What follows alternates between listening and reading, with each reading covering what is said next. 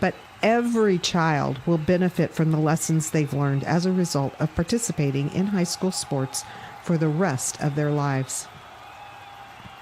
It's difficult being the parent of a high school athlete. There's far more emotion and social pressure involved than is ideal. But if you follow these 6 pointers, not only will your children love and respect you, but so will their teammates and coaches. And you might even be named MVP. Thank you for your support of high school athletics in Indiana. Stay tuned now. The Indiana SRN game is next. Indiana SRN, where you're always in the game.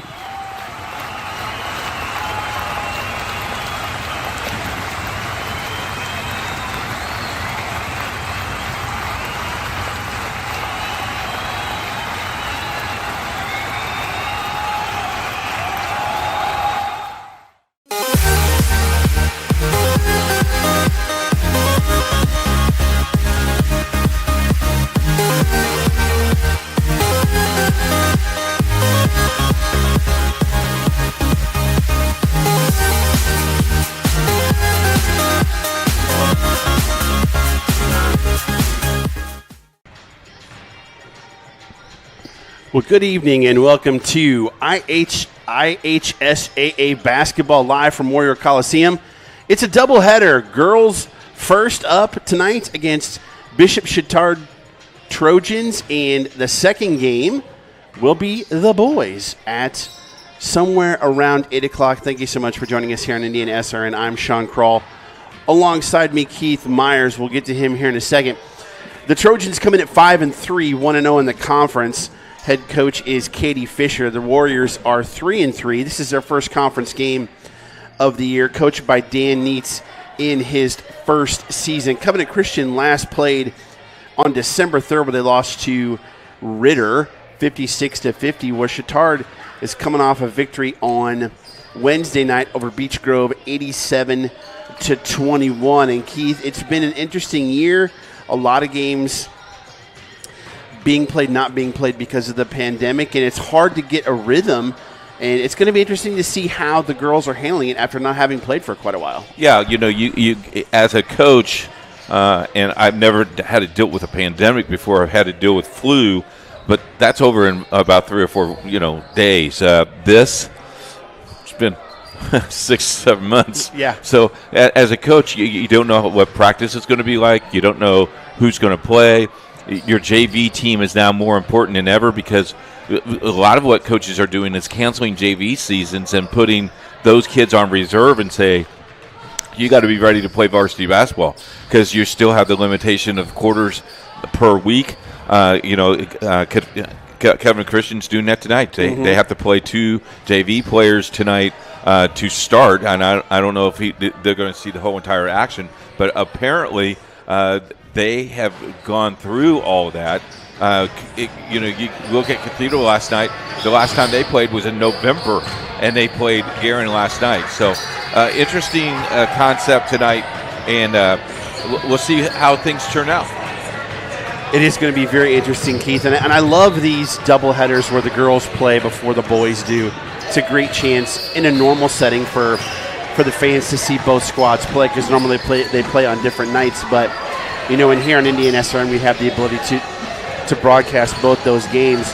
It's going to be, for Covenant Christian, it's going to be shutting down Zakia Rashid as their leading scorer, 17.4 points per game. But what are some other keys that Covenant needs to have tonight to come out victorious? Really, I think they need to take care of the ball, Sean. They got to take care of the ball. They have to have big games from their big players, which is Shikamba and Douglas. If they play well and both of them get 15, that might be a different column that they may be going in.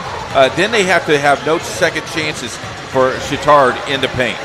If they go into paint, you got to block out, you got to rebound, then you got to outlet, you got to score. And then I think this is fun. Coach told me, create your good shot. When I asked him what that meant, he goes, every shot's got to go in. Every shot's got to go in, Coach. I said, got it. So he's just hoping that they have a really good game because they haven't played since early December.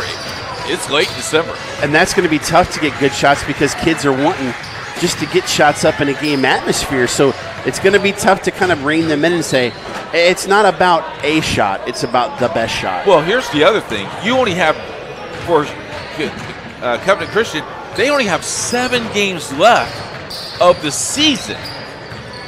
Crazy. Yeah. If they played 4 games or 5 games? 6 games, and they're only going to end up with 15 plus the city tournament. Crazy. They should be playing 22 games this year. Yeah, both teams, when it comes about points per and defense, points they give up and point differential, it's really close. I think the biggest differential is rebounds per game, and that you talked about that as a key in terms of what it is for Covenant Christian to come out victorious. You see them now on Andrew Smith Court there at Warrior Coliseum, as it is a Circle City Conference game for both squads. Again, this is Covenant's first Circle City Conference game, and it is the second for Chatard as they are 1-0. So, Dan Neitz in his first year is kind of getting an experience of what this is all like. It's going to be a fun game to watch. Yeah, we talked keys for Covenant real quick for Chatard. They got to stop Chakamba and Douglas. Imagine that. They have to rebound well. They have to hit their open shot, and then she feels they have to hit 75% of their free throws. Free throw percentage is an issue because 63 for Chatard and 47 for Covenant. That's a big, big deal for both these squads, especially coming down the stretch. Johnny Harrell has this 59-47 Chatard. Should be interesting. We will definitely see for sure as they are getting ready and getting set, as we are almost ready for game number 1 of this doubleheader between Bishop Chatard and Covenant Christian, live from Warrior Coliseum on the campus of Covenant Christian High School. Thank you again so much for joining us here on Indiana SRN. We've got more games for you the rest of the weekend. Stay tuned throughout the broadcast as we'll give you those, what we've got, and we will come back. You're watching Covenant Christian Warrior Basketball, powered by Indiana SRN. In today's fast-moving business world, effectively marketing your company takes hard work, creativity, and the right team. With over 40 years of experience, PIP has been enabling companies large and small to find success in achieving their business objectives. We understand the challenges our clients face. That's why we have a variety of print solutions suited to fit your every need. Whatever your printing request may be, from a quick turnaround on a company brochure for an upcoming trade show, a direct mail piece that needs to be designed, printed, and mailed, to complex marketing projects, PIP is sure to have the right print solution for you. Nothing grabs attention like a well-crafted sign. It can transform virtually any surface into an eye-catching experience, boosting your marketing appeal. From banners, posters, floor graphics, and window decals, to wayfinding and yard signs. We not only help with sign design and getting it installed, we also integrate them into your overall marketing strategy, designed to help you win. PIP also provides best-in-class integrated marketing solutions to help you make the most out of your next campaign.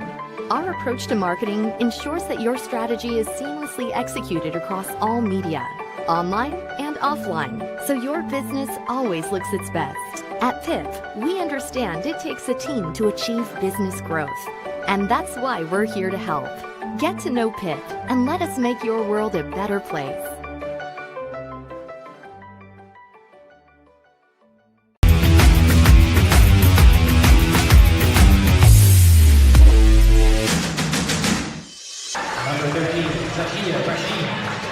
We are back at Covenant Christian School as you see the Bishop Chatard Trojans and their starting lineup, coached by Katie Fisher, coming in at 5-3.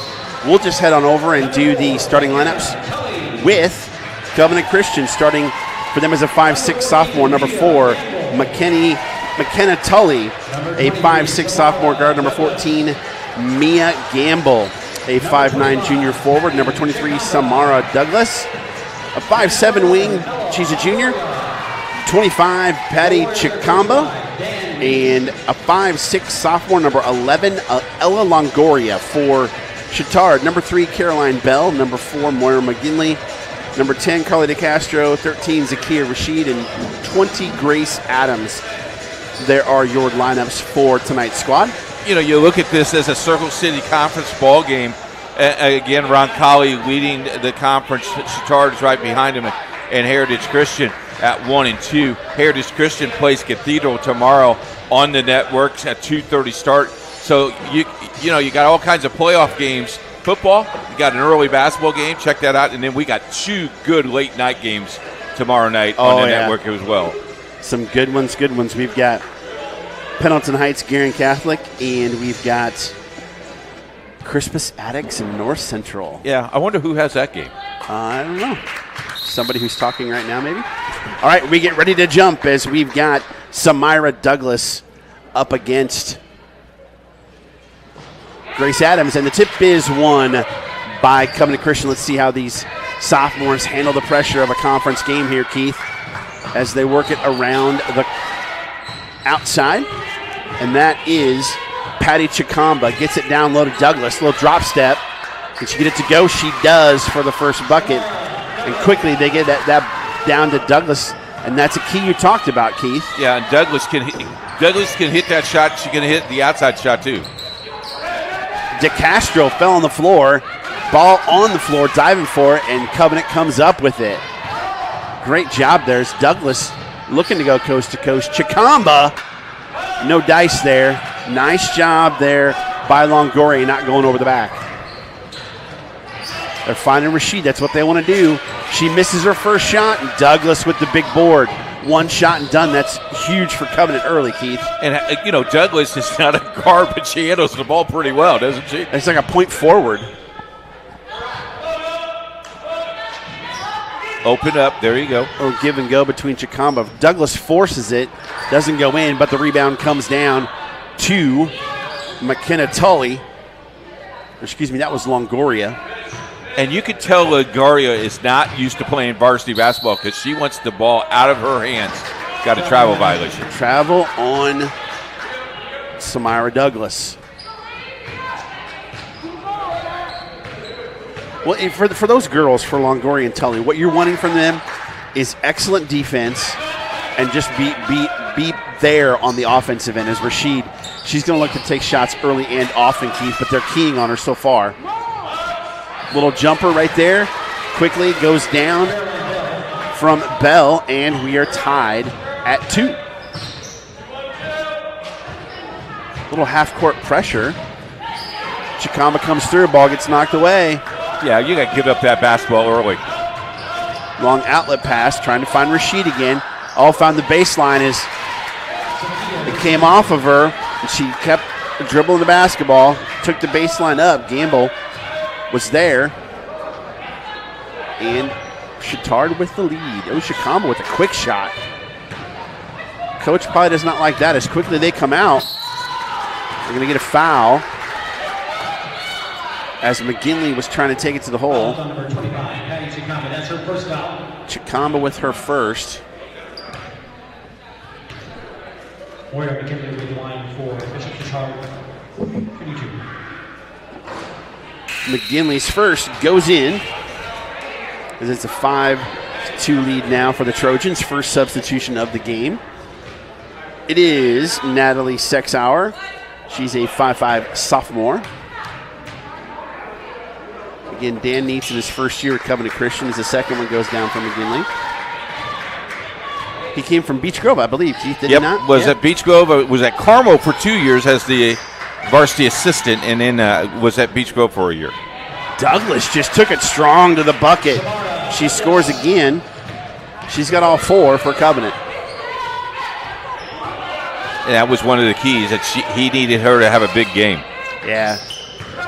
If you've got staffing issues, as you would, you need your seniors to step up. Oh, close call right there. You got to hit those if you want to have a chance to win. DeCastro couldn't get it to go, and Douglas is just feeling it. Ooh. Gamble missed that quick shot, but luckily they get it back as Bishop Chatard throws it away. So you got, Gamble's a sophomore, Longoria and Tully are both sophomores. That just leaves Chikamba and Douglas, who are both juniors. That's a young lineup, Keith. Yeah.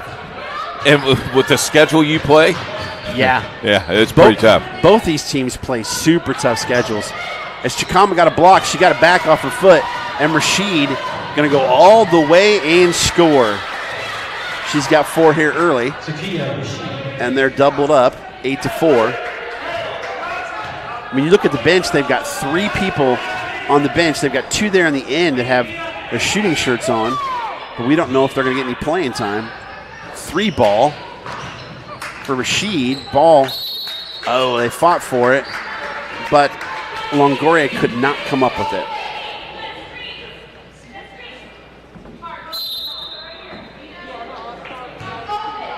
Bell inbounds it to Adams. They'll come across the kneeling warrior on Andrew Smith Court. Rashid got the drive and dish. As you can tell, they're keying on Rashid, Keith, as she averages 17 points per game. Nice crisp skip pass over. Jump shot doesn't go, though. Nothing from Chicombe yet. And you said that was a key. They got to get her. They got to get her rolling. And she's just got to get her flow. Well, that's a bad pass. Yeah, that doesn't help. Didn't foul. And the bucket is made by DeCastro, her first bucket of the night. And Covenant needs a bucket and a stop. This half-court pressure is really kind of throwing them off a little bit because they realize, and she traveled again. Well, also that's the problem with her handling the basketball. Yeah, and the other thing, I think Katie knows that there's only going to be 2 kids that are probably going to be touching the ball all night long. So you're going to key on those 2 kids. That's smart. Smart coaching right there. You're going to see what those sophomores, especially the 2 coming up from JV, see what they've got in terms of playing this basketball game and put the pressure on them, see what happens. DeCastro comes down low, and there's an easy bucket there from Bell, and she's got 4 early too. Follow us on Twitter at Indiana SRN. Get update scores, game day schedules, and much, much more. Indiana SRN at Indiana SRN on Twitter. And there it is, Chicombe and Douglas again. Kick it over in the corner, thought about it, no, lost it. Luckily Douglas was there. She'll go up strong. Oh, couldn't get it to go. Some contact there, no call, but DeCastro came down with it. And boy, that was quite a pass. Pretty good ball movement from Chatard. Nice defense there by Douglas. Standing still. Alters the shot. And they've got us a timeout. 12-4. We'll be right back on Indiana SRN.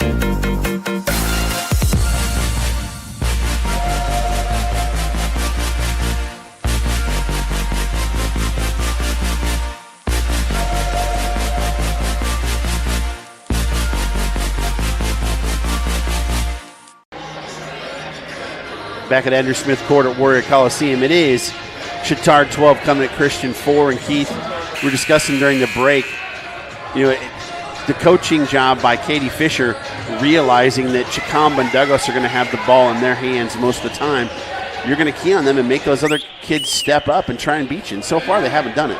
Yeah, and if you're one of those subs, you got to be mentally, physically ready to play basketball today. So on the court, you've got Chicombe with the basketball, Douglas. You've got Longoria. That is number 14, Gamble. And then you've also got Sexauer on the floor as the ball gets thrown away by Bishop Chatard. I believe they still have all their starters in. Bell, McGinley, DeCastro, Rashid, and Adams. And, the only people that really are the only person that's looking at the basket is Douglas. No one else really wants the ball, it seems like. Yeah, see, it appears as if they want Chicamba to be their outside threat and then Douglas to be their inside threat, but they can't get Douglas down low because they're collapsing on her with this zone. Now Gamble took the shot, last one, but they're going to get the reach in there on to Castro. That'll be her first, team first. Next game for Chatard is December 19th at Cecina, and then on the 22nd they play Mount Vernon. We're looking for 1,000 subscriber on YouTube, and if you are, you get to win a $50 gift card from Abston Creek Grill. Subscribe today and never miss another game. I think that foul's going to be on Adams as 6-hour drives to the bucket, but it will be underneath the basket still for Covenant Christian. So trying to get it in Douglas's hands, but they're doubling her. You got to get it in, period.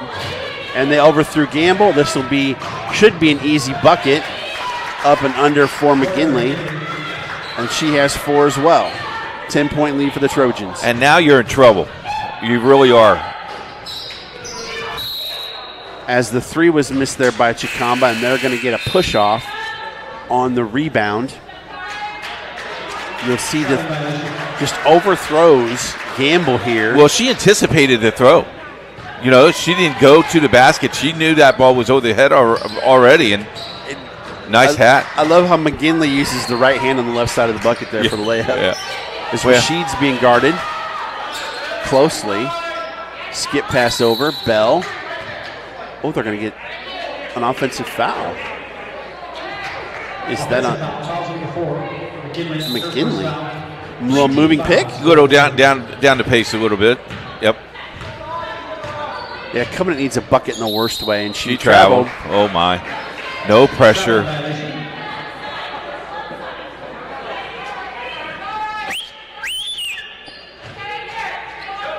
They're going to inbound the ball. How about Katie Fisher whistling out of her mask, and you can hear it, huh? It's just nice to see her on the sideline and not be, 9 months pregnant. The last time we saw him. Yeah, she likes to be mama. It's a city tournament last year. We were worried we were going to have to maybe give Dude, birth on the side. Exactly right. On the bench. 3 ball up, no good. And they got a rebound. Nice rebound by Longoria. Can Chicamba get on the board? No. But they're going to get the foul. Looked like it may have been on Adams.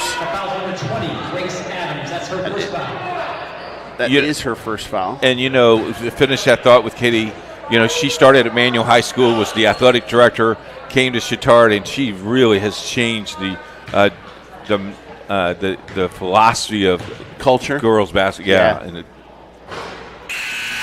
as Chicamba misses the first, that's what Taylor Wayer's trying to do on the boys' side. Yep. We'll see them after this game is over, taking on Scott Flat and the undefeated boys Warriors. Second one is good. You got to imagine some of those guys are getting their basketball legs back from a state championship football run. Yeah, both teams. Yeah, that is true. As Longoria, they put Longoria on Rashid. As McGinley dribbles the ball around. Somehow she saves it. Almost like a box and one. It is. Ooh, that was a little forearm shiver there. 3 no good, and that's the end of the first quarter. End of the first quarter score. You can see 14-5. We'll take a break. You're watching Covenant Christian Basketball, powered by Indiana SRN.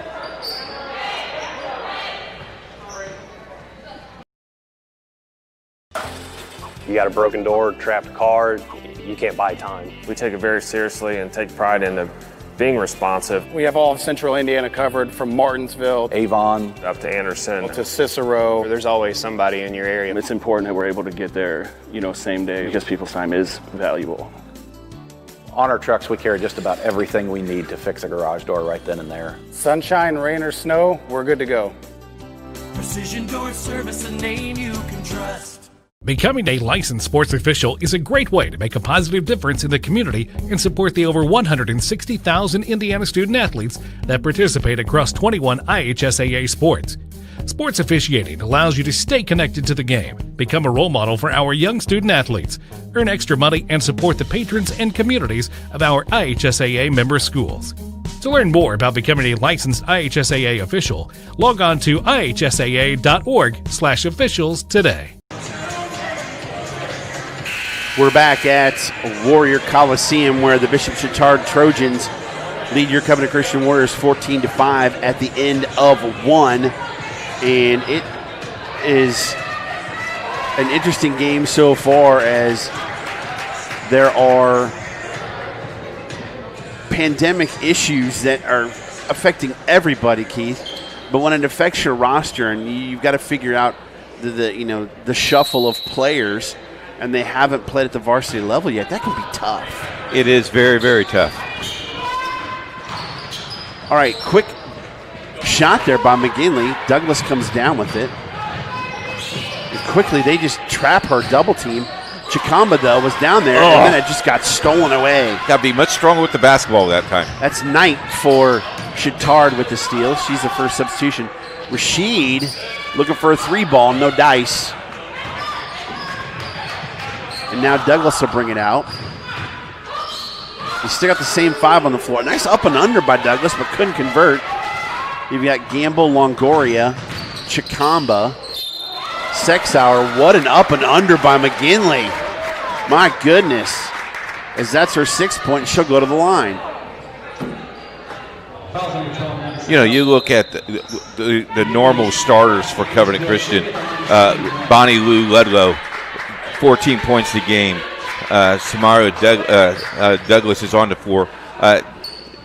But, you got players that can contribute other ways, and you don't have them tonight. So what do?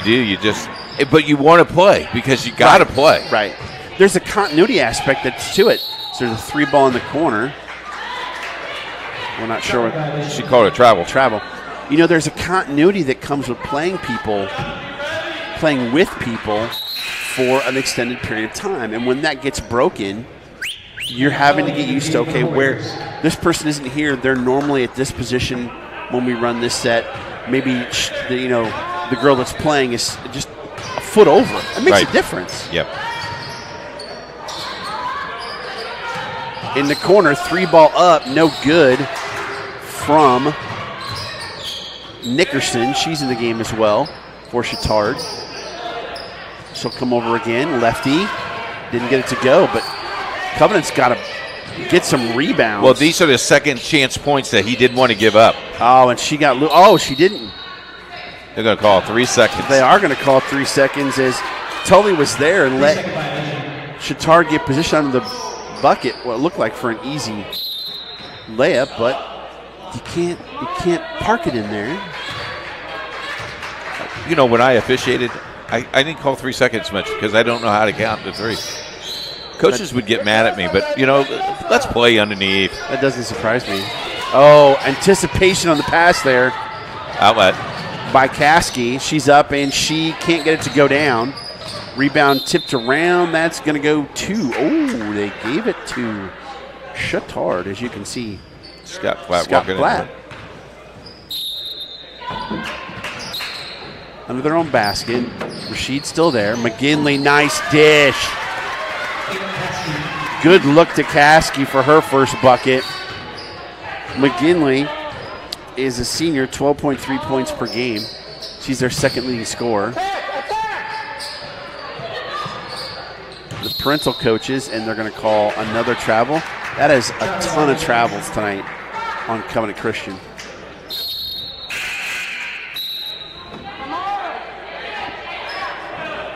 That happens a lot when you have people who aren't used to handling the basketball. Well, yeah, again, you got JV players playing varsity, so that extra, it's probably a step and a half faster in the game, so that throws your timing off as well. But it's invaluable experience for these girls. Well, during tournament time, you're not going to worry about it, are you? Nope. You want them to get the experience now so they're ready and they understand what the game is like come tournament time. I asked Coach Finn the other day from Cathedral, I said, do you want to win every game and get beat in the first round in sectional, or do you want to take your bumps and then do well? And she goes, you always want to do well during sectional time. Yep. That's where you get the prize. Douglas loses control of the basketball again, and it goes over to Chatard. And talk about scoring drop for Covenant Christian. It's been now 7 minutes since they scored a basket. It has been a while as McGinley gets to Rashid. They double her, looking for somebody else to make a shot. The lefty drains the three, Nickerson. First three of the night for either squad. And it's a 17-point lead for the Trojans. Those lob passes, Keith, man, oh man. We saw how they hurt the Crispus Attucks boys team the other night. That's an air ball there from Chikamba. Watch it, good pass, center feet. That's a big-time three. I mean, that's deep. Well, that's pick your poison. They're going to double Rashid and make their subs make shots, and she just did. Kudos to her. There's another three in the corner. That one's not good. Tully comes up with the rebound for the Warriors. Douglas just puts her head down and just tries to go straight to the bucket, and she's frustrated. She is frustrated. Oh, nice. Ball's all over the place. Comes up, but there's another three from the lefty, Nickerson again, but Chatard keeps it. They can't decide who gets the basketball there. Timeout. We'll take it with them. You're watching Indiana SRN.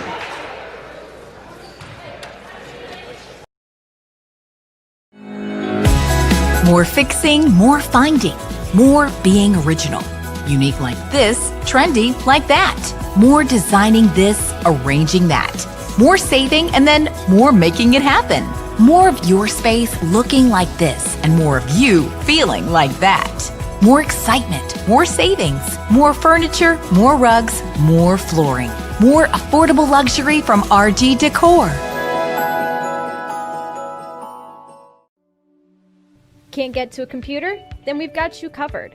Just go to the Indiana SRN app and stay up to date with all of your favorite teams.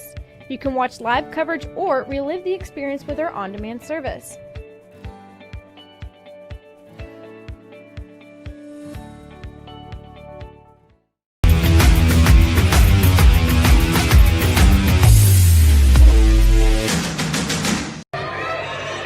Positive, anything is better than negative, nothing. Be a good sport. Be positive in everything you do. Indiana SRN promotes good sportsmanship. Positivity, the face of sportsmanship. IHSAA, thank you so much for joining us here. Your IHSAA. Yes, 3-ball. Again, that was a long one. She's got a pretty good stroke, does Nickerson. The sidewinder, the lefty. Goes out of bounds, though. It'll go to Covenant Christian instead. Hello to Coach Heklinski up in Mishawaka. They're not playing tonight. Tuning in. He wants to see the number 8 team in 2A. He said, I thought the boys played first, but fortunately I get to see some girls and the boys tonight. Chikamba banks it off. The bank is open. As Covenant Christian scores here in the second quarter. Quick shot up for Chatard. I missed that gravelly voice of Ron Heklinski. Let's take a look at Patty here. Nice little 17-foot jump shot. Hit that went 18 feet, but gone out and went in.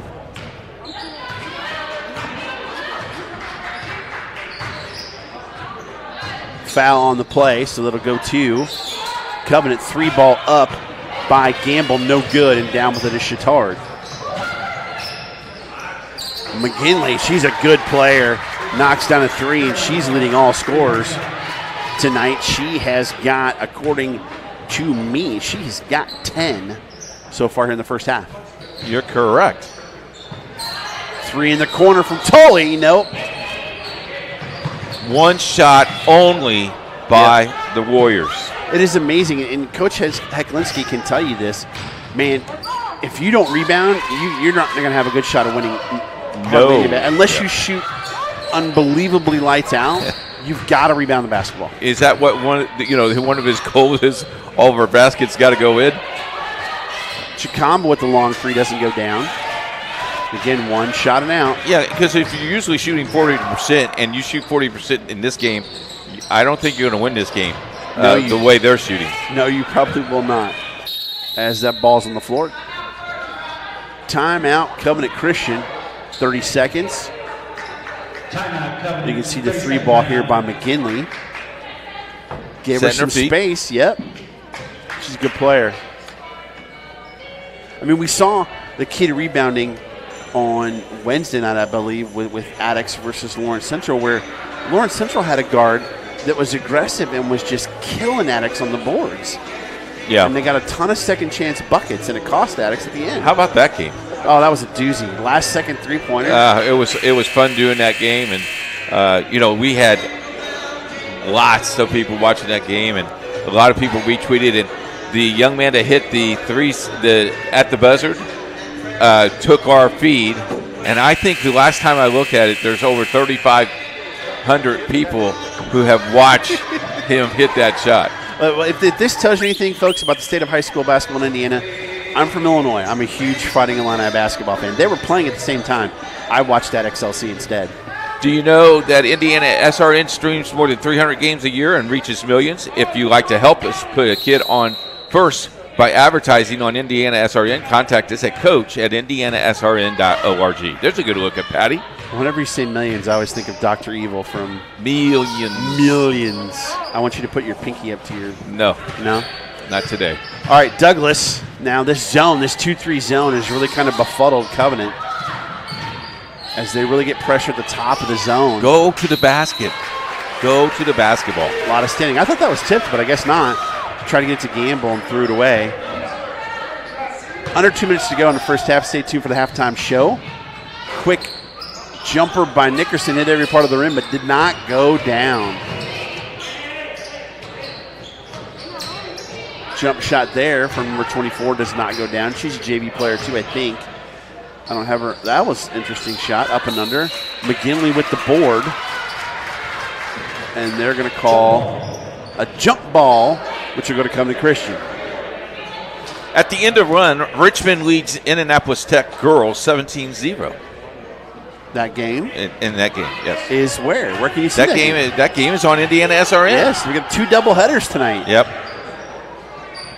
Here and at Arsenal Technical High School. That game is on IPSathletics.tv, your home for IPS Athletics. As Chicamba almost gets it stolen. Douglas has it now. They just collapse on Douglas and Chicamba with 2 people and looking for anybody else to score. 3 ball there, no good. And Chatard with the board. Up and under by McGinley, and she scores. She's having herself a game with 12. And it's a 20-point lead for the Trojans. Patty has to watch out with that little lob pass. Gamble, 3 ball, no good. And McGinley with the board.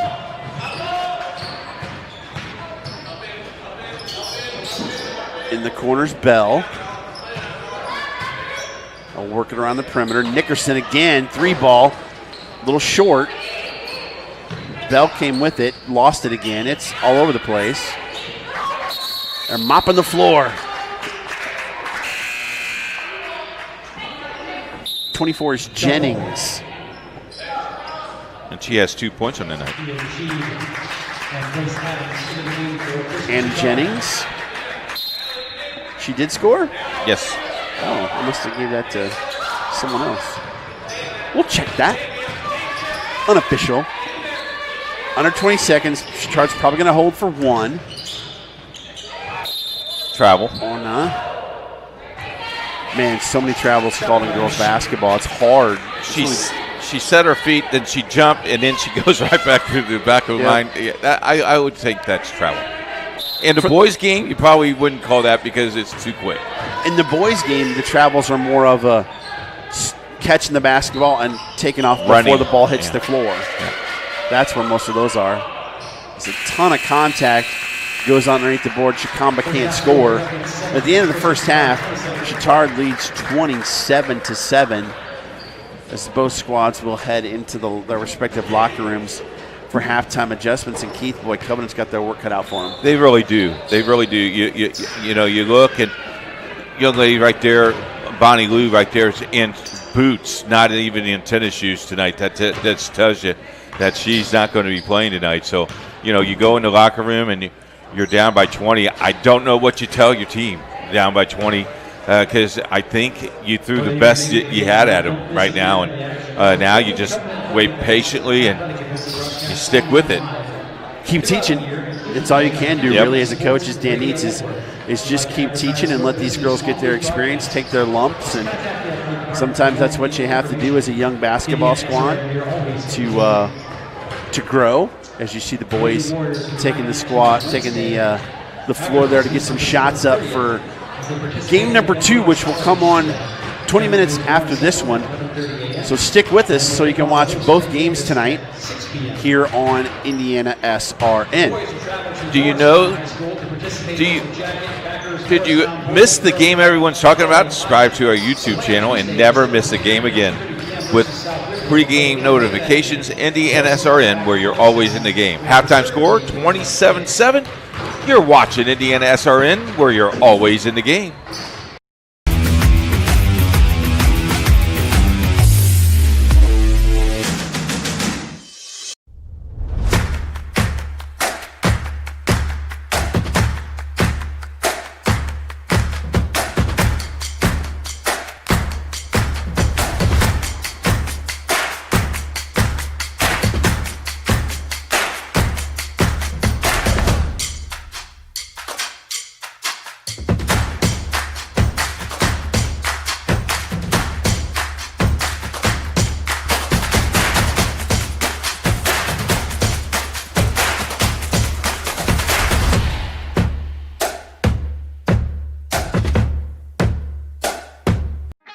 Piper Group Warehouse has a strong commitment to their clients as their logistics provider. If you would like to discover how you can improve your service levels while lowering your overall cost, Piper Logistics Group can help. Call Greg Piper today at 317-396-3916. Piper Logistics Group. There's no greater anti-poverty measure than to give a person a job. That helps them start to change that trajectory. Morales Group is a full-service staffing company that provides temporary labor in the Indianapolis, Central Indiana market. It was a challenge that was given by my father. He wanted me to give back much more than I had been. Then I realized that when he said more, he wanted me to see how I could give more. And it wasn't just in money, but in time and in services. And that's how the Morales Group was created. I started off at Morales Group as an intern. I interned for 3 years before going on full-time staff here. What I love most about Morales Group is that big family aspect. I come from a big family in Mexico, and since the company is continuously growing, I feel like there's always a new member of the family that I get to know. We're willing to give.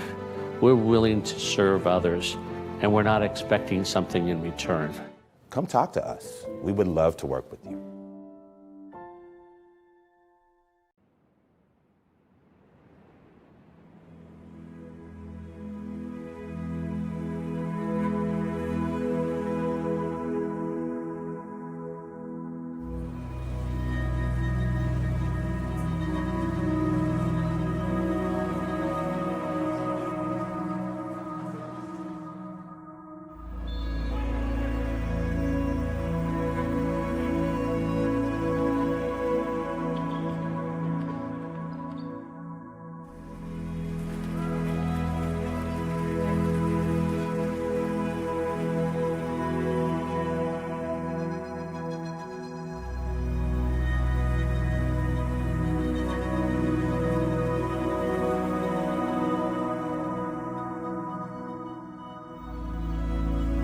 This is a place of becoming.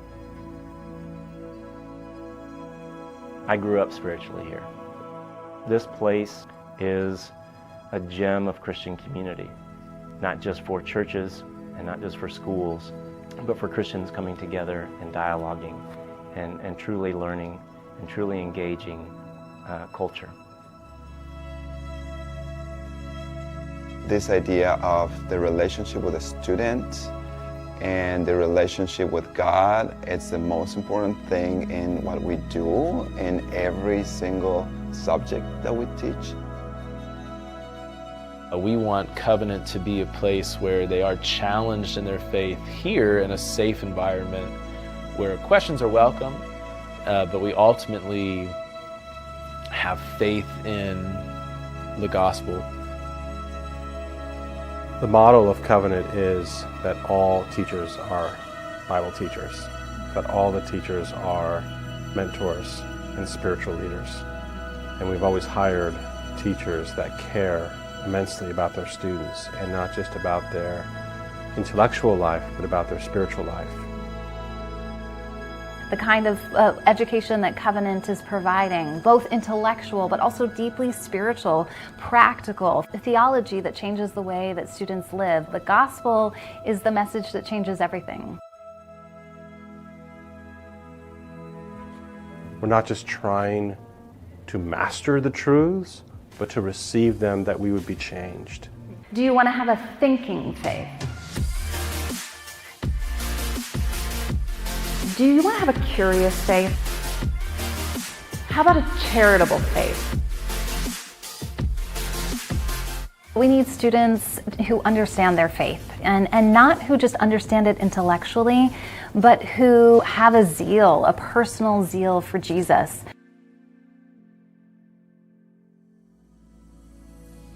We are pursuing concrete answers to everything always, to be right, but to live in right relationship. Not just be right, but do rightly. Our model of education, our pursuit of learning, is not just about preparing students to serve, though it is that. It's not just preparing students for rigorous academic endeavors, which we hopefully do that as well. But we know that at the heart of it all, and the thing that matters most to us, is that their lives are changed.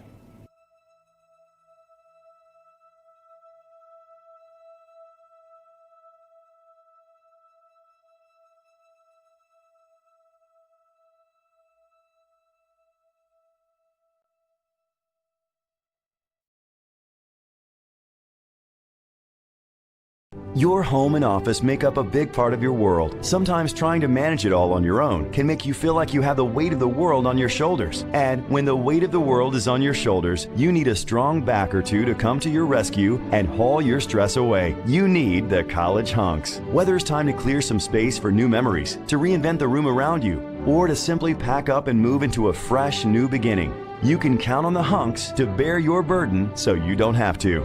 Let us move you today. Burtner Electric Incorporated has been proudly serving our residential and commercial customers with quality electrical repair for over 33 years. We are fully licensed and insured in electrical wiring and electrician service packages. You'll receive a competitive assessment whether you're a homeowner or a business owner, first-time or long-time customer. We offer free estimates for any new project. Call our licensed and experienced electricians today.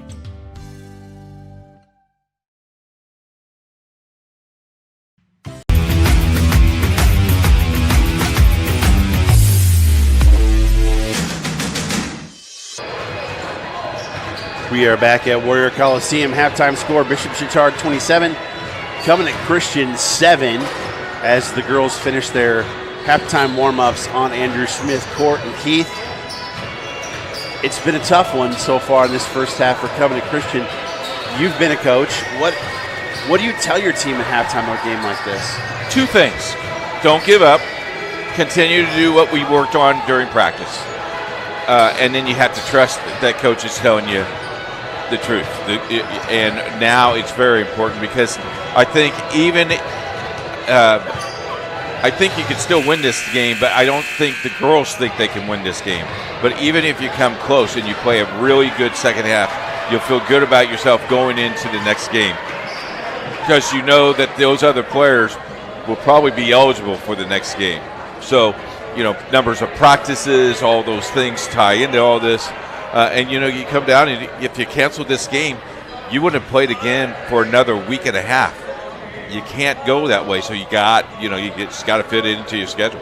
It seems as if it's more mental than anything else at this point for these girls, is keeping them engaged in the game and not. You saw towards the end of the second quarter a little bit of frustration start to seep in for some of the Covenant Christian girls, and I think that really is what you have to fight the most here in the second half, is stay engaged, keep focused, and and let's try and work on some things? I think it's more just the girls. I think it's the whole entire program and the school and as announcers, how many games have we missed because 45 minutes before game time you can't do it? I mean, it's that mindset. Today we all did our preparation, and so you're ready for something, and then when you let down, it's tough. Christmas music 24/7 starting yesterday on Indiana SRN. Check it out. Oh, Christmas. You're not going to play the Mariah Carey song every 10 minutes. Like No. Good. Every hour and a half. Okay. Yeah. 90 minutes is fine. Okay. But I do play Alvin and the Chipmunks every 15 minutes. I dig that. So the two front teeth in Covenant kind of feels like they got theirs knocked out in the first half. Can they recover? Ball goes off of Bell to start the second half. Looks like the starters are back in for each squad. I take that back. 6 hours in for Tully for Covenant, but the starters are back in for Covenant, for Chatard as well. As Douglas goes strong to the hole, kicks it over to Chikamba. She didn't set her feet very well. Didn't get much lift on that shot. It didn't go down. Wide open in the corner. Bell thought about it, drives in the lane, little floater. Can't get it to go, and Douglas with the big board. And this has probably got to be hard for Douglas and Chikamba, because they were key contributors to a team last year that went to a sectional final. Yeah, actually won the sectional and got beat in the regional against Triton Central. And I got news for you about Triton Central. Coach Brian Graham got his 250th win last night. Congratulations to Brian. I sent him an early morning text and congratulated him. And he goes, "Thanks, buddy. Appreciate it. Hey, you need to come down and do some games for us. Sign me up, Coach." He's ready to play today. Oh, wait, that's a baseball song. Never mind. Rashid steals the basketball, and she'll get it to Bell. How about her role, knowing that she's not going to be getting all her points as normal, contributing in other ways tonight? Doing a great job of it as Rashid up top, guarded by Longoria. Thought about the three ball, did Grace. Grace Adams. Had the first name right. Bell thought about it. Man-to-man defense or woman-to-woman defense here from Covenant Christian. I think Chatard is running an offense to really understand what's going on today. I think that's great sportsmanship. Great sportsmanship, too, by Longoria after fouling. Rashid runs over and helps her up. And she immediately goes, "I'm sorry," and picks her up. That's pretty good sportsmanship. That's the face of sportsmanship. That's what the IHSAA likes. Wide open for a three ball. Oh, it rims out and doesn't go down for Adams, and Covenant comes up with the board. Chikamba gets knocked down on the floor. And all the way to the hole goes Douglas.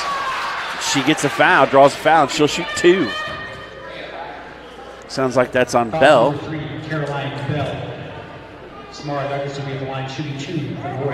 Douglas trying to get on the board a lot earlier than Covenant was able to in the second quarter. It was 14-5 at the end of one. In the second quarter, Chatard outscored Covenant 13-2. Douglas makes the first. The only two people on the score sheet for Covenant, Keith, are Douglas and Chikamba. That's what Dan was afraid of. She makes both. And Longoria is having her work cut out for her, guarding Rashid as the three ball there, no good. Put back by McGinley. Another rebound sticks to Chatard. As the glass is so important. Somebody has lost their person unless they're playing zone. There's a kick out. Adams back down low to DeCastro. They'll work it around again. Bell found a seam and scores. She has a pretty good ball game. She has 6 on the night. She does, as the same pressure half-court defense from Chatard is being used here in the second half as it was in the first. So McGinley kicks the basketball. We got time to say welcome back to home to one of our producers that's been gone for a long time. Riley Thomason's handling the 1 and 2s this half. He looks old. He looks older. Yeah, much older. He looks tanner. Oh, that's because he's been in Arizona. Douglas drop step. Nice. Samara Douglas. We had to make associate producer. Keith, come on now. Sorry. It's like you, like vice president. You just had to do that, didn't you? I couldn't help myself. Yeah.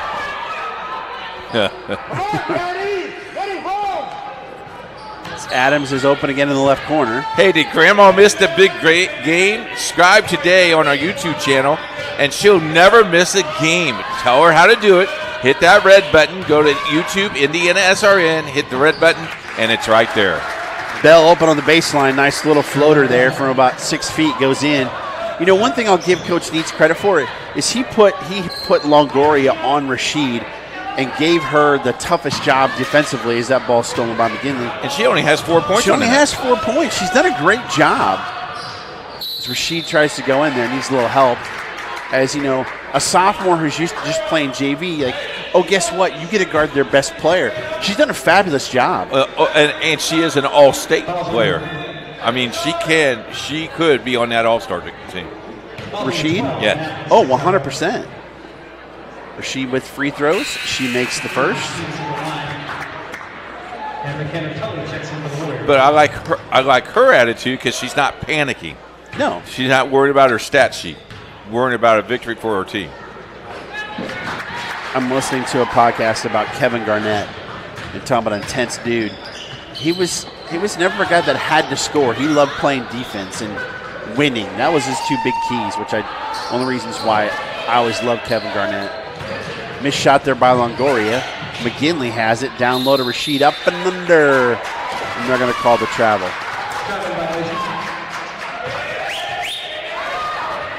(33-11) here, about halfway through the third quarter. Again, stay tuned for the boys' game after this. It's going to be a good one. As Tully trying to find help.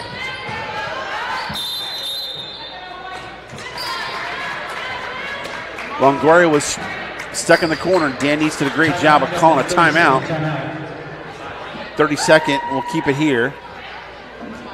So, you know, you had the 2 sophomores who got the surprise starts over there boxed in the corner. Great job by Coach Neitz of calling a timeout and saying, okay, hey, here's what happened. What can we do now to be better about that? Halftime score, Richmond 35, Tech 4 at halftime. Let's run down the schedule for you for tomorrow here on the networks of Indiana SRN. It all begins at 2:30 as Heritage Christian travels to Cathedral. Game time 2:30. North Central at Addicts, that's a 7:30 start. And Pendleton Pikes at Garing Catholic, 7:30 start. 4 ranked teams. You forgot one. Oh, yeah, the Greenwood Christian and Bethesda game. I'm sorry, Bethesda and Greenwood. Greenwood ranked 4 in 1A in girls basketball. Did you get Traders Point at University? Yeah, I will do that one. Traders Point and University. There you go. There we go. Thank you, Sean. 5 games tomorrow. 3 webcasts, 2 audio. IndianaSRN.org, your home for IHSAA basketball, as well as IPSathletics.tv. McGinley, put the shoulder down. Got a little space there, let it go, and she scores. I don't think you could call that what the score is. Close game, maybe. Yeah. Douglas thought about it. She'll kick it over to Gamble. They've kind of switched as well. Chicamba was running the free throw line extended. And Douglas was out there. Gamble, that got tipped. It'll stay with blue as it kind of fell. Replay here. You see the steal there by McGinley. And then she went just coast to coast. I mean, she accelerated right here. I think that might have been an offensive foul. Yeah, I guess maybe her head didn't get down far enough to pull away. Bell misses the free throw jumper. Rashid tries to save it, but saves it right to Chikamba. She's having an off night, and she knows it.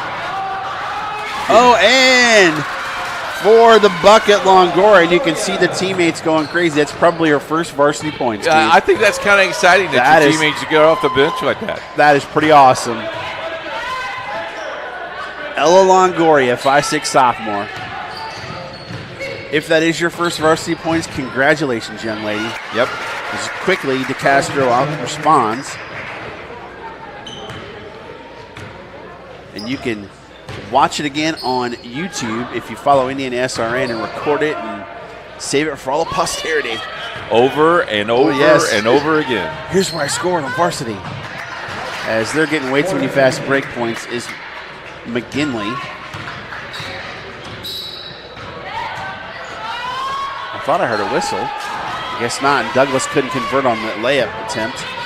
As they just got McGinley's just kind of leaking out early and getting easy buckets here because they're dominating the glass. Once the shot goes up, McGinley heads the other way.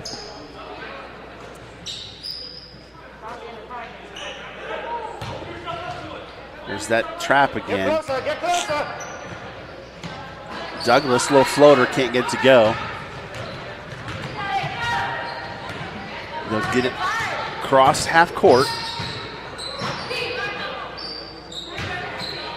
Elbow jumper, she took a couple steps in, did Bell, couldn't get it to go. Nice look from McGinley. She's a good player. Gets an easy layup for Bell. The last 8 points have been 5 foot or less. You don't like to see that. Because you got to wonder if the fourth quarter, Chatard may play their backups. It's Tully, nope, can't get it to go.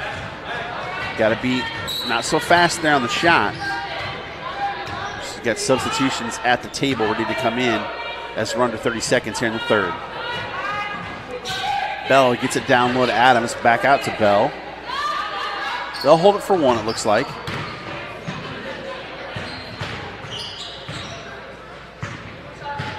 As McGinley's, she's been in this program a while, so she's done a great job of growing as a player. As Rashid did a little carry, I thought it was a double dribble. I'm not sure Covenant can do much with 2.4, but we'll see. The smile on the face.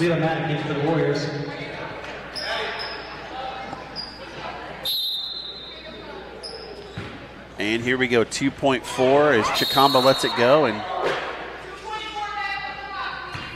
the clock keeper started the clock without being touched. You got to restart that. Great job by the official there. And did you hear, Douglas? We need more than 2.4. Official started laughing. That's great. Oh, no. Got it stolen, but she missed the shot. Did Adams, and at the end of 3, 43-13, Chatard overcome the Christian. We'll be back with the fourth. You're watching Covenant Christian Basketball powered by Indiana SRN. Make it to the game?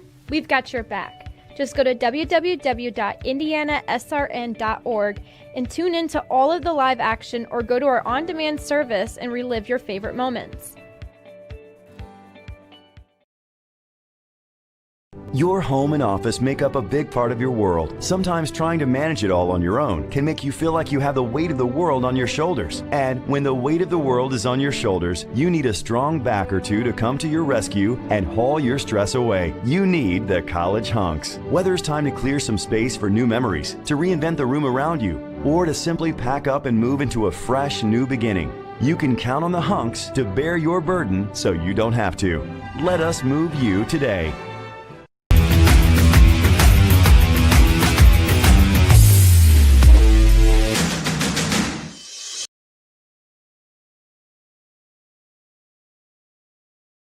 Indiana SRN, and don't just subscribe, Keith. What else should you do? Follow us on Twitter and hit the red button. Notifications. Oh, notifications. So you know when games are coming on. We want to give you a Christmas present as well. What's that? Early Christmas present, Tuesday night, December 22nd, 7:30 start, Greenwood Christian, Indian Creek, live on Indiana SRN. And then we want to give you a Christmas present the day after Christmas, as on the 26th, we will have Lafayette, Jeff, and Shortridge right here on Indiana SRN. Will the weather outside be frightful? I hope not. I hope it's nice. Like 50. Well, we're not in Arizona like Riley has been. That's true. So. All right, we got some substitutions. We'll try and effort those for you. As the ball goes down low, that is DeCastro up with the left hand, no good. And she will go to the line, as it looks like. Foul's number 22, Mila Maddock, her first foul. 22 Maddock for Covenant with the foul. That's the one I was getting to, as DeCastro makes the first. Third quarter, 16-6 was Chatard's advantage as she misses the second. But they got the rebound, and Douglas reaches in for a jump ball. They'll call a jump ball, and it'll go to Covenant.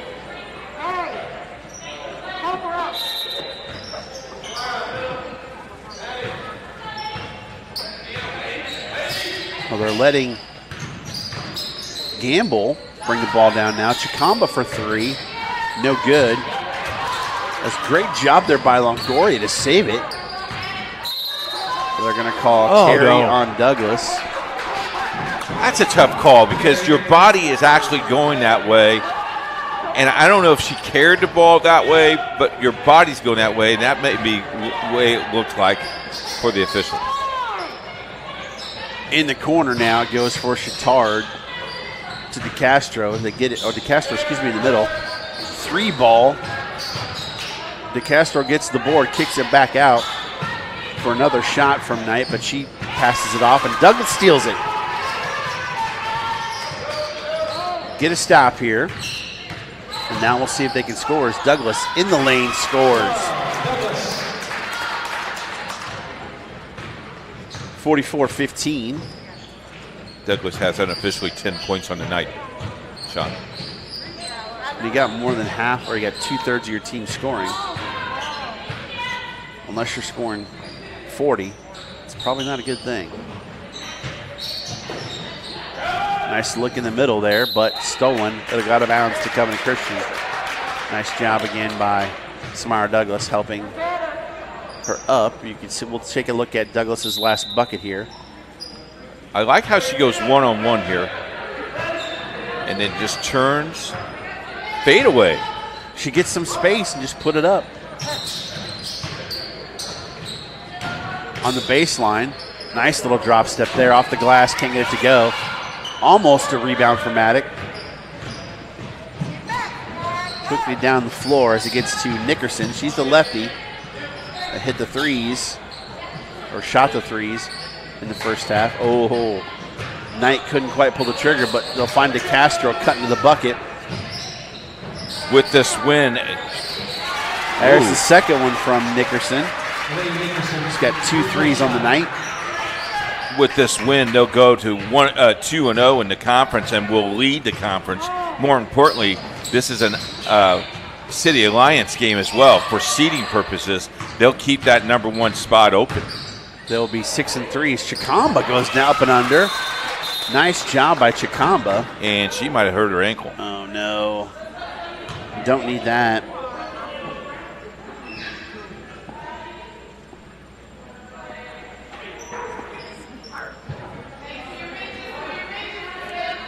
You can see the Bishop Chatard Trojans, Katie Fisher, they're trying to call the squad over. As Chikamba makes it over to the bench.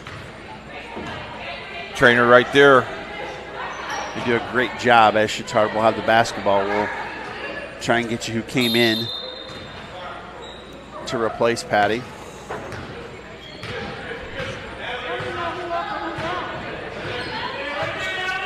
Natalie Sexauer does. Wide open there in the three-point line, but didn't pull the trigger. So they're going to corner. Down Adams, wanted to get it to Rashid, but they knocked it out of bounds. It'll stay with Chatard. You know, one of the things, too, is that until Chikamba just got hurt there, both her and Samara Douglas have played the whole game. Yes. And I love how Douglas repositioned Gambler, said, no, you got to play here to not let her get open. That's leadership right there by the junior. Drive, little floater, no good. Comes down. McGinley, though, and somehow ends up with it. Oh, you got to call for help. There's that cutter to the basket. Adams scores her first bucket of the night. Yeah, that zone defense, they've left a lot of space open in the middle. Douglas tried to go by herself, and McGinley will get another easy deuce.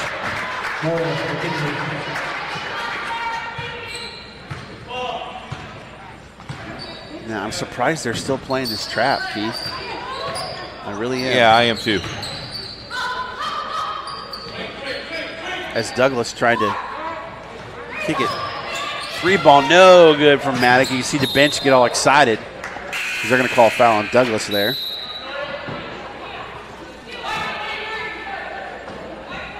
That's her first foul of the night. It is. We would like to hear from you during the game tonight. If you can tweet us at Indiana SRN and be ready for a shout out. Thank you for watching and checking out Indiana SRN. Indiana SRN, where you're always in the game. Shout out. I won't shout though. Download to McGinley. Boy, that was some crazy. Ball took a different way. Physics right there. Oh, this Chikamba back in the game already. Up with the left hand and scores. How about get me well so I can go back in? I wonder if she just had a small cramp as Rashid loses it. We'll see who they call it. They thought it was off of Rashid's legs, as that's what Samara Douglas is saying. Douglas is trying to be the official. Now I love how she's kidding. She's hilarious. Adams with the basketball.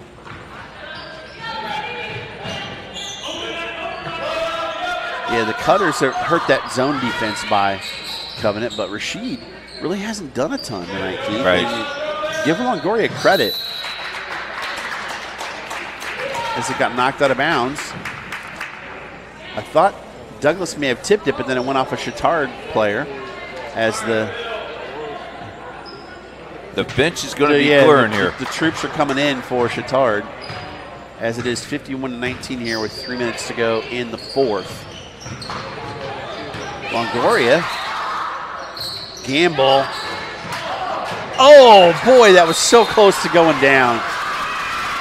They're encouraging her, and they're giving Longoria props for getting the rebound. You got to love that. You know, these girls got put in a position they're not used to being in, and their teammates are fully supporting them and cheering for them to do well. You know what that is? That's nothing but coaching all week long. Mm-hmm. She's your teammate. She's going to go to bat for you. You go to bat for her. Mm-hmm.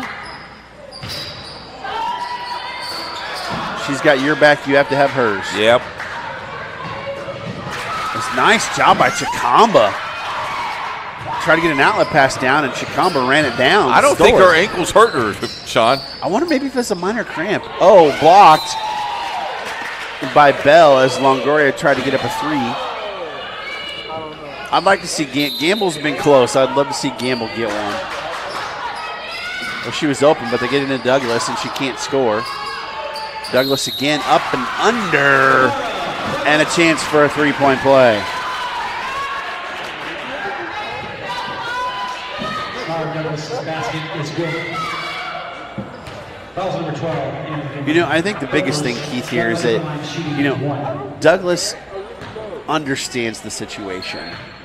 And even though they're down 30, she's having fun with the fact that they're still playing hard. I mean, you can take a positive from a negative. And I think she's showing her teammates that. Like, hey, this is the breaks, but you know what? We can still have fun while we're playing. Their next game is December 30th, so they'll have a little bit of time to get everybody healthy and back. They play at Ben Davis on the 30th. And then January 2nd, they play a very good University Ball Club on January 2nd. That game will be on Indiana SRN radio. More chances for Chatard, as if I'm not mistaken, Chatard plays again tomorrow night against Cecina. Yes. At Cecina. As Douglas lost the basketball, got it. Be a jump ball there. The old parochial battles, the inner-city parochial battles. Well, they used to call it the old Holy War. I don't know if they still call it that way. Yeah, probably not the best to call it that anymore. But minute 40. Chikamba read it, but couldn't quite get the steal. Almost a 5-second call. Nice job by Chikamba again. She finds herself on the floor again. Maybe that little twist kind of woke her up. Yeah. Not that she was asleep, but it fired her up maybe. 6 hour and Tully in probably for Chikamba and Douglas. Timeout. We will take it with them. Come back for the rest. And stay tuned for the boys game. It is Indiana SRN. Cold is just around the corner, and here at Summers Plumbing, Heating, and Cooling, we're ready for anything. We care about our craft like we care about our customers. Our technicians are fully certified and up to speed on the latest equipment. Available 24/7, we don't leave anybody in the cold. That's our top priority. We don't just work for the company, we are the company. So we do the best we can for every one of our customers. Trust the name you know at Summers Plumbing, Heating, and Cooling. Summers Plumbing, Heating, and Cooling. We take pride in your comfort. Just call Summers. Can't get to a computer? Then we've got you covered.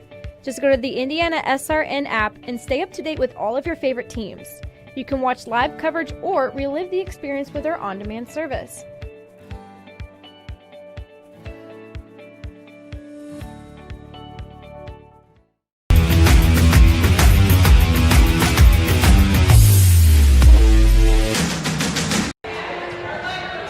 Tonight's game is brought to you by Morales Group.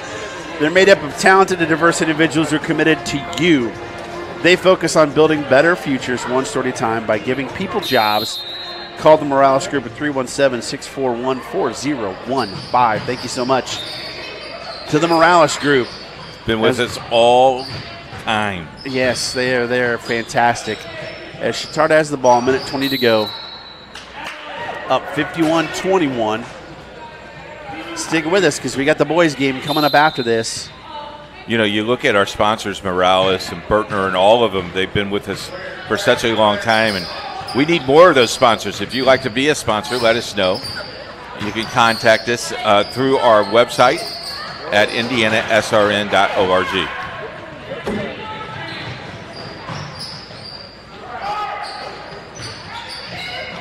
All the subs in for both squads, looking again in the scorebook. Stay with us between games. We're going to have some entertainment for you between the girls' game and the boys' game. Boys' game scheduled to start at 8. We'll see what I think we'll start at 7:30 tonight or so. This game is about over. The clock is still running there for a second. Turn over to Chatard. So the entertainment, is Riley going to be singing the song and dance, or is Perry Como? Is it Christmas music from Indiana SRN? Andy Williams is the guy. Is it the Dancing Bear will be with him? No, Jerry's going to do magic. Oh. Yeah. I hear he's a great illusionist. Yes. Trap in the corner. Yeah. Chance for someone to get a bucket. No. And Longoria is going down. I like her. Oh, she had Tully and got it stolen. She had Tully available. Nice hustle by Campbell. Nice. But Jennings scores for Chatard. You got 11 seconds left. Come on, young lady. Come on, Mia. Take it down and score.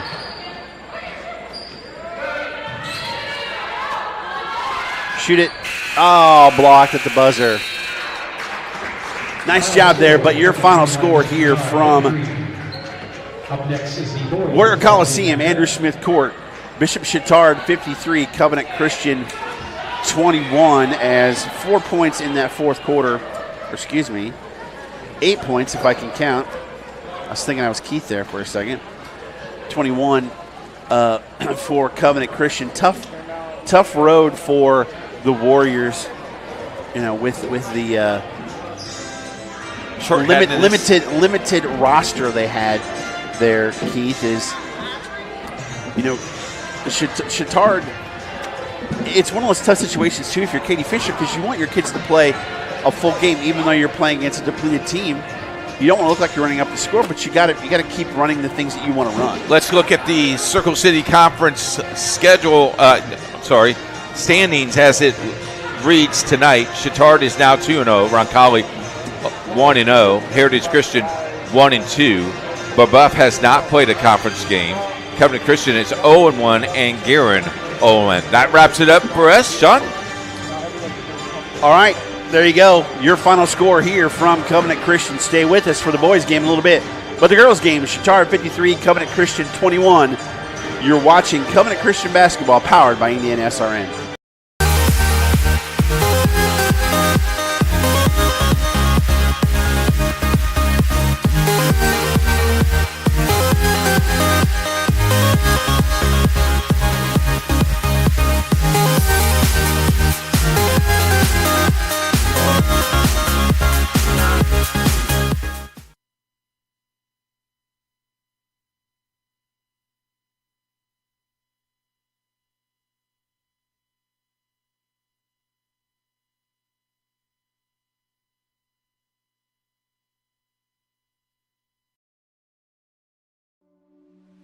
Can't get to a computer? Then we've got you covered.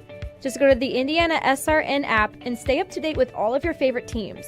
You can watch live coverage or relive the experience with our on-demand service.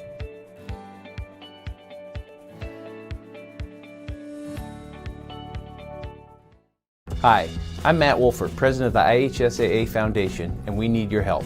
We need your help so the youth of our community can develop advanced leadership skills. We need your help giving high school administrators and coaches the instruction and insight they need to be better role models and teachers. To learn more or to make a tax-deductible contribution, go to IHSAAfoundation.org. You'll not only be contributing to the foundation of the IHSAA, you'll be contributing to the foundation of our community.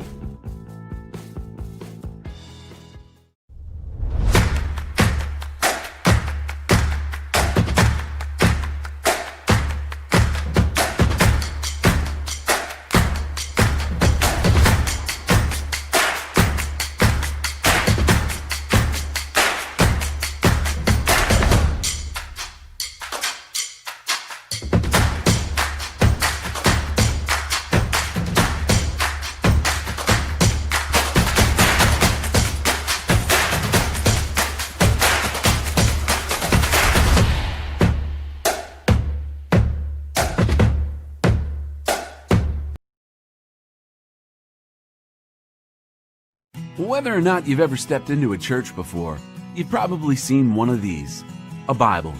It's the most read, most translated, most debated, most placed in a hotel room book of all time, and people have been reading it for thousands of years. And yet, for many of us, the Bible can feel really complex and intimidating. I mean, where do we start? And what does an ancient book have to do with everyday life in Murfreesboro, Tennessee? Well, there's a million different ways to start trying to get a better understanding of the Bible. You can read it on your own, study it with others, or even come to a service in Three Crosses or New Harvest Sanctuary to hear people teach about it. Heck, you can even take some classes about the Bible across I-24 at MTSU. But this year at World Outreach, we're going to try something a little different. We're going to dive in and look at the Bible as one great big story, to get to know the characters and storylines like we would if we were watching an epic movie. We're going to take a journey together along the timeline of this great story. Our hope is, in the end, that we'll see the Bible in new ways, that the story would come to life and change us, that we'll find that we truly have a mighty source in the Bible. So sit back, take a deep breath, and get ready, because here we go. The narrative of the Bible starts with God. The Bible is an unfolding drama about God and about what God is doing on planet Earth. The story begins with Earth in chaos and God beginning to bring order to that chaos. Over the course of 6 days, God spoke and our world began to take shape. Each day, God would stop and look at whatever was created, clouds or grass or mountains or raccoons, and think, That's good. The world was perfect, just as God intended it to be. Then, on the 6th day, God decided to make a creature called man by scooping up some dirt from the earth and breathing life into it. God named him Adam. God placed Adam in a garden that was full of plants and animals. Then, God told Adam it was his job to take care of everything in the garden, even to name each and every one of the animals. In the garden were 2 unique trees, the tree of life and the tree of knowledge of good and evil. God told Adam to eat anything from the garden, except for the fruit that came from the tree of knowledge. As you're probably already aware, the story doesn't end there. At some point, God decided it wasn't good for man to live alone. God wanted a suitable companion and helper for Adam, but nothing else God had created so far did the trick. So God caused Adam to fall into a deep sleep and pulled a rib out of his body, using it to form another creature. God called this creature woman and named her Eve. After doing all this amazing work, God took a break on the 7th day. God gave a special blessing on this day of the week, setting it apart to be different than the other 6 days. Adam and Eve lived in the garden, enjoying a perfect relationship with one another. They lived perfectly with their surroundings, taking care of the earth as God had told them to. And they had a perfect relationship with God, spending time with God each day. Talk about mighty. That's some pretty amazing stuff God did. Not a bad start to the story, huh? Life, for now, was just as God had intended it to be.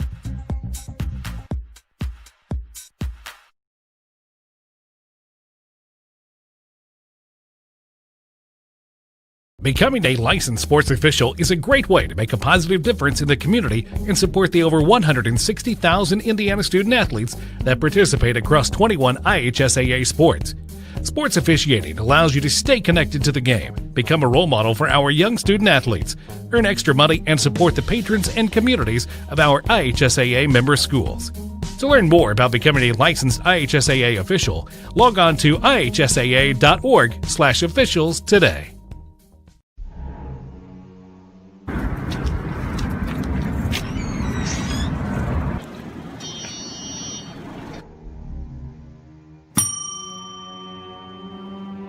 Can I help you? Yeah, I'd like to order a hamburger, fries, salt, maybe a large vanilla shake. Yeah. This is a trophy shop, can't you tell? You got a counter right here. Isn't this where you place the orders? We sell trophies, we sell plaques, we do embroidery. No food. You got carry out? Unlike the internet, everything that you need we have here at the shop. Very unique. You order today, carry out tonight. That's our version of carry out. All right, I'll take one of everything. Well, that may take a little longer. We'll have it for you tomorrow night. You know, Jim, I'll be back tomorrow to pick it all up. We'll wait for you. Don't wait long. At the point we left off in the story, everything was going just as God had intended. God had given Adam and Eve a perfect world and a perfect relationship with one another, with their surroundings, and with God. Yep, sounds a lot like today. People getting along, everybody loving God, taking care of the earth. Yeah, not so much. So what happened? Well, a serpent in the garden came to Adam and Eve and tried to convince them to eat from the tree of knowledge of good and evil, the same tree that God had told them not to. The serpent told them that they would be just like God if they ate from it. Well, we don't know what the exact kind of fruit was, an apple, an orange, or a juicy Tennessee tomato. And we don't know for sure whether they believed the serpent or wanted to find out for themselves. The fact of the matter is, Adam and Eve ate that fruit. This decision would change the course of history and had immediate consequences. Adam and Eve couldn't live in the garden anymore, and their perfect relationship with God and each other was broken. From there, things just seemed to get worse. One of Adam and Eve's sons murdered his brother, and their grandchildren did all sorts of wicked things. We're trying to keep it as PG as possible here at World Outreach, so we'll skip over the nastier details, but as the population of the earth grew, evil and wickedness took over. How would things ever get back to the way God had intended at the start of creation? At one point, things got so bad that God was sorry for ever creating humans. You heard that right. God was sorry for making humans. It's in the story. You can look it up. So, God decided to start over by wiping out the entire population of Earth with a great flood. He spared one man named Noah and his family and a bunch of animals that Noah loaded into a giant boat. But soon after the flood, Noah's kids and grandkids started to rebel against God, and some of them even completely forgot about God.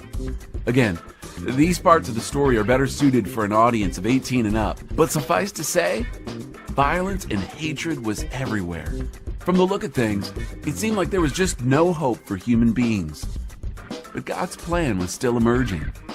God appointed a special group of people to be a blessing to others and help bring things back to the way they were intended to be. God started this group with one man named Abraham, telling him that God would use his family to bless the rest of the world for generations to come. There was just one problem. Abraham didn't have any children. None. Zero. Which might not have been a problem, except that he was already 75 years old, and his wife Sarah was far too old to have children. Wow. Imagine what it would be like if God told one of the oldest couples in this church that they were going to have a baby. Can you imagine your reaction? Can you imagine their reaction? As difficult to believe and downright silly as the promise seemed, Abraham and Sarah waited for God to make good on it. Sure enough, Sarah actually became pregnant, giving birth to a son they named Isaac, which means laughter. And so it began. Isaac grew up, married, and had twin sons. One of these twins, Jacob, got married and had 12 sons of his own. These 12 sons became the leaders of 12 tribes in this new nation, a nation that would bless all people. God gave this nation a name, Israel. It seems God had a way of following through on a promise, just not always the way Abraham, Sarah, or even we might expect.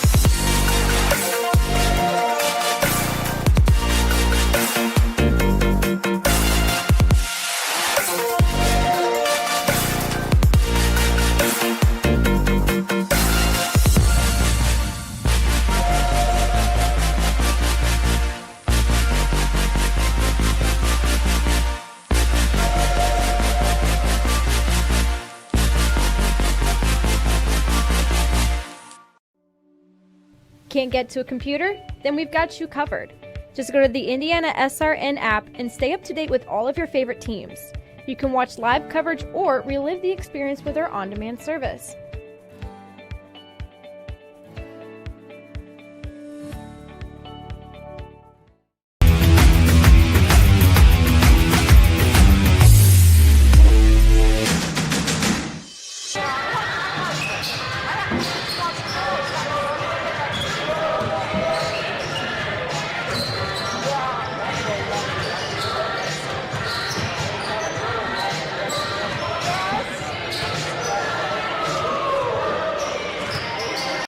Never miss a big game by downloading the IHSAA TV app for free on any device. For your iPhone or Apple TV, check the App Store. On your Android or Android TV device, load up the Google Play Store. Have a Roku or Amazon Fire Stick? We have the app for you. Check us out on Facebook Live, Twitter, or YouTube Live by searching for IHSAA TV. Or as always, click to IHSAATV.org for quick and easy access to your favorite IHSAA live and archived events. Becoming a licensed sports official is a great way to make a positive difference in the community and support the over 160,000 Indiana student athletes that participate across 22 IHSAA sports. Sports officiating allows you to stay connected to the game, become a role model for our young student athletes, earn extra money, and support the patrons and communities of our IHSAA member schools. To learn more about becoming a licensed IHSAA official, log on to ihsaa.org/officials today. Want to know what I like best about playing basketball for my high school? I like it because it's a place where my friends get to see me play. I like it because I'm playing for someone besides myself. I'm playing for everybody in my school and every person in my community. Indiana high school sports.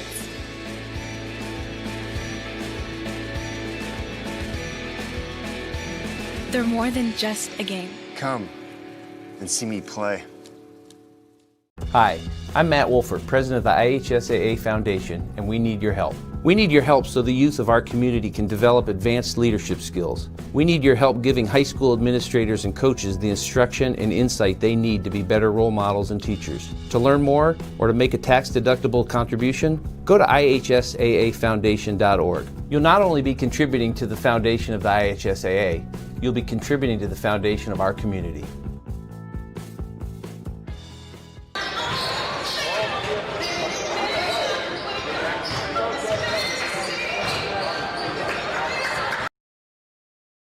In today's fast-moving business world, effectively marketing your company takes hard work, creativity, and the right team. With over 40 years of experience, PIP has been enabling companies large and small to find success in achieving their business objectives. We understand the challenges our clients face. That's why we have a variety of print solutions suited to fit your every need. Whatever your printing request may be, from a quick turnaround on a company brochure for an upcoming trade show, a direct mail piece that needs to be designed, printed, and mailed, to complex marketing projects, PIP is sure to have the right print solution for you. Nothing grabs attention like a well-crafted sign. It can transform virtually any surface into an eye-catching experience, boosting your marketing appeal. From banners, posters, floor graphics, and window decals, to wayfinding and yard signs. We not only help with sign design and getting it installed, we also integrate them into your overall marketing strategy, designed to help you win. PIP also provides best-in-class integrated marketing solutions to help you make the most out of your next campaign. Our approach to marketing ensures that your strategy is seamlessly executed across all media, online and offline, so your business always looks its best. At PIP, we understand it takes a team to achieve business growth, and that's why we're here to help. Get to know PIP and let us make your world a better place.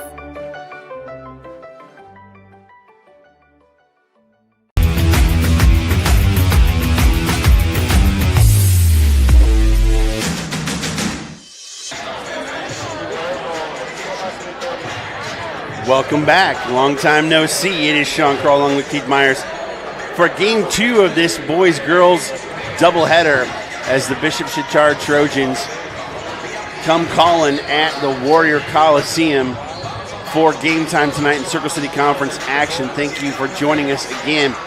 The Trojans come in at 0-3, having lost to Evansville, Bosse, Indianapolis, Washington, and Heritage Christian on the other side. Covenant Christian comes in at 3-0, having beaten Roncalli, Greenwood Christian, and Brebeuf Jesuit. They are currently ranked number 6 AP and number 8 in the coaches poll. And Keith, this is going to be an interesting game tonight. We're not really sure what we're going to get. We've got the little bit of a change in the starting lineup from what they've had in the past for Covenant Christian. But these teams come in kind of going in different directions. But it's not one that you want to overlook if you're Covenant Christian. Well, first of all, it's a Circle City Conference game, so it's a must-win if you're looking at the conference standings. You're now, if you're Covenant Christian, you're in that lead, and this will be your third conference game. You beat Roncalli, you beat Brebeuf last week in a squeaker, and then you have Chatard tonight. You win this one, you're 3-0. The only two games you got left is Garin Catholic, which is later in the month. And then you also have Heritage Christian, which is early in January. And we know what that game looks like all the time because we've had that game the last 4 or 5 years, and it's been a doozy. So if you're Covenant Christian, I think what really has helped this team, their team won the state championship in 1A. Those key players that played the football is also key players for their basketball program. So I always believe that success breeds success, and I think that is what happened for Chatard.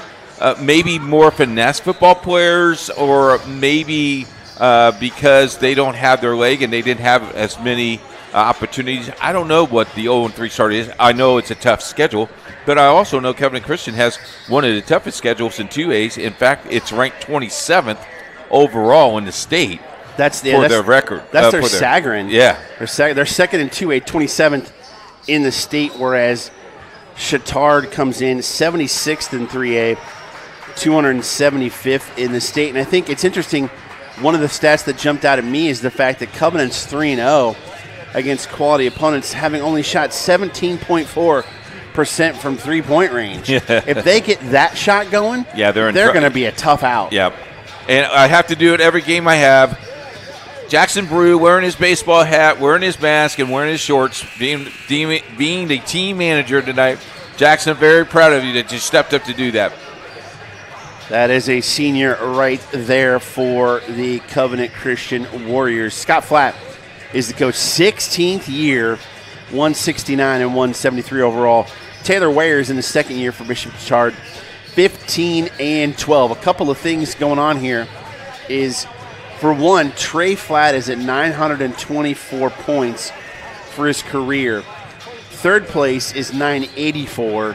Fourth place is 962. So there's some point during this season he's probably going to get close to hitting that 1,000-point mark, which is you a don't pretty think big he'll deal. get 76 tonight? I think they're hoping the team gets 76. Okay. As you see him, he's got the hair. He's always got the hair going. The red head with the ponytail, a little bit of ponytail in the back, and this is a good solid squad that's got lots of scores and guys that are role players. You know, one of my favorite guys that I watch play, Brock Buckley, who is a big-time baseball player. You got new guys like Micah Wilson coming in. You got Brian Lomax, who came in last year. So this is a really, really good squad here for Covenant Christian. Chatard's still trying to find their way, Keith, but, man, they've got a full roster, I'll tell you that. It is a lot of people going down here as you've got Coach Scott Flatt there on the sidelines with the glasses. Again, 16 years he has helmed the Warriors. So Tony Flatt hasn't known anything but Covenant Christian in his life, and Trey pretty much has as well. He is a lifer for sure as we get set, and the uniforms are gorgeous for Covenant Christian. You know me, I'm a uniform guy. So as we get set to roll here, we'll have the rest of the schedule for the weekend on Indiana SRN. We'll have some rankings for you, and we'll highlight the upcoming schedules for both these squads. Let's look at the keys of the game tonight for Chatard. Taking care of the ball is very important. They have to play together and communicate very, very well, especially with the pressures. For Covenant Christian, ball control, rebound, defense to offense, and offense to defense. If you like Johnny Harrell like we do, Johnny Harrell predicts Covenant Christian to win this game 83-42. Folks, this is a conference city game, and this is a Circle City game. It ain't going to be 82-43, let me tell you. All right, the starting line for Bishop Chatard, a 5'9 senior guard, number 0, Noah Carter. A 5'11 junior guard, number 3, Carter St. John. A 5'11 junior guard, number 5, A.J. Roseman. A 6-foot guard, senior, number 11, Matthew Coons. And a 6'5 senior forward, number 21, Elliot Colbus. For Covenant Christian, as you can see, a 6'4 senior guard, number 2, Graham Shelton. A 6-foot senior guard, number 3, Trey Flatt. The 6-foot senior guard, number 14, B.J. Lomax. And their 2 forwards, 22, Caleb Crane. He's a 6'1 senior. And a 6'4 junior, number 23, Brock Buckley. As we get set to roll here tonight. Last time they met, January 7th, earlier this year, Covenant won 84-61. Last year. January 7th, 2020. That would be this year. Yeah, we're still in this Last school year. Last school year, okay. yeah. Nah, I knew you'd get me. You know, when the producer looks at you going, do the math. and I start taking off my shoes, I'm in trouble. Yeah. All right, as we get set, Buckley and Kolbus set to take the center jump. And it's headband night. It's Kolbus and Caleb Crane both rocking the headbands tonight. Normally Brock Buckley does with those long locks, something neither of us know about. Speak for yourself. I got hair today. Today. As we're waiting for the start here.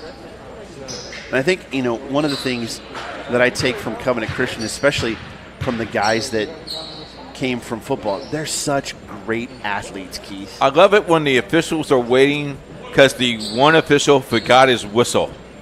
And now he's going back into the locker room to get his whistle. I'll tell you a story, true story.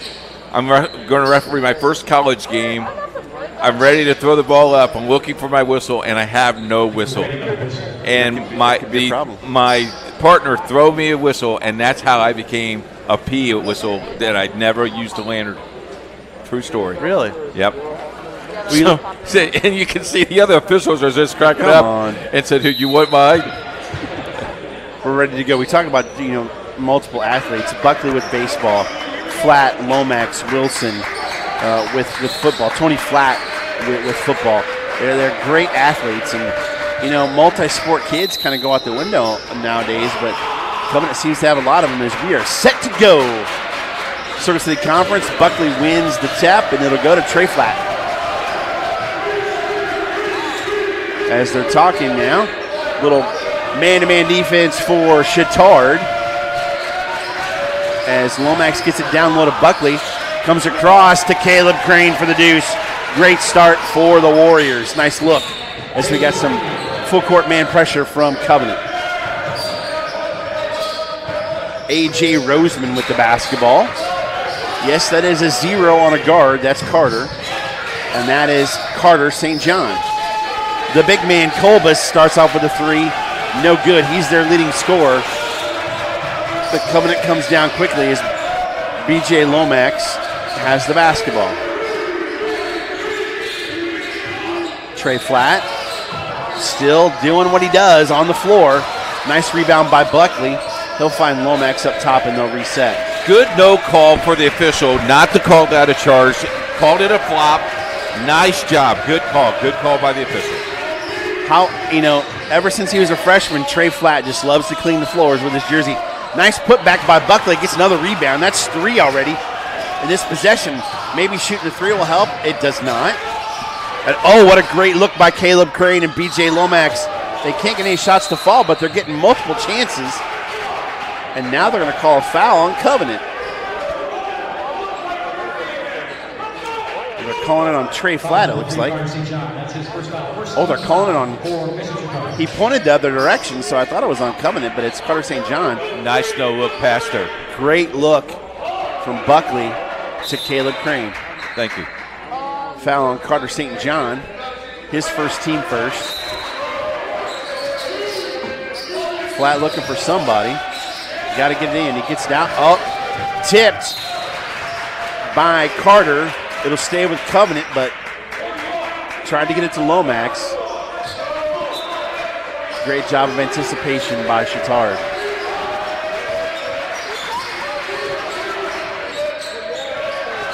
Buckley, free throw line extended, gets to Crane.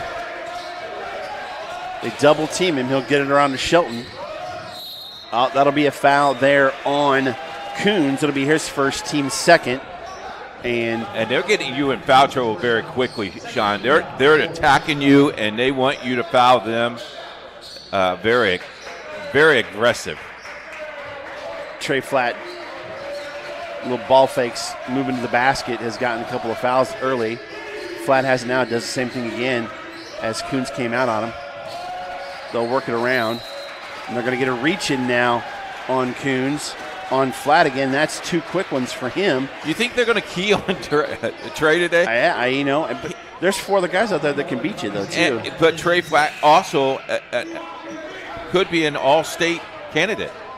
He could. As you see, we got 2 substitutions. Ford is in for them. TJ Ford and number 1, Andre Long in as Buckley almost, they're going to call a charge. Oh, no. Wow. Why did he wait for the shot to go down before he called a charge there on Buckley? That's his first. You'll see. Yeah, he was going to wait. He signaled charge, but he was going to wait and see if the basket went in. Full court pressure there as Crane is on St. John. They found somebody wide open under the bucket as Ford gets their first bucket for Chatard. Tied at 2. Down low to Buckley. Up, under, and can't get it to go. Got a good look. Couldn't get it to fall from in close. They're going to trap now. They got St. John. They found somebody underneath. Blocked. The SWAT team in effect from Brock Buckley. You know, if that's Brock Buckley, that's number 38. He's just one away. Quick little floater there from Carter. Noah Carter, and Chatard has the lead. What does that put him on the all-time list for Covenant Christian? That would put him on the 3rd all-time block keeper. Number 1, long away from our good friend Andrew Smith. Andre Long with the foul. Andrew Smith had 136 blocks in his career. Not sure anybody's going to catch him. Nope. Is Trey Flatt still playing like he plays? Is that ball... Looked like I got tipped somewhere. Lomax goes up with the left hand. That time he got it to fall. And we're tied at 4. Full court pressure again from Covenant. Andre Carter comes down. Andre Long. So many Carters, I kept saying Carter. Man-to-man defense here from Covenant. As Graham Shelton, that 6'4" length out of the top of the basket, causes issues, and it caused an over and back there. You get 6'4" length on the press, the top of that press, Keith. That is so hard to combat as a offensive basketball team as TJ Alexander comes in for Chatard. We'd like to hear from you during the game. Tweet us at Indiana SRN. We'll get you a shout out. Indiana SRN, where you're always in the game.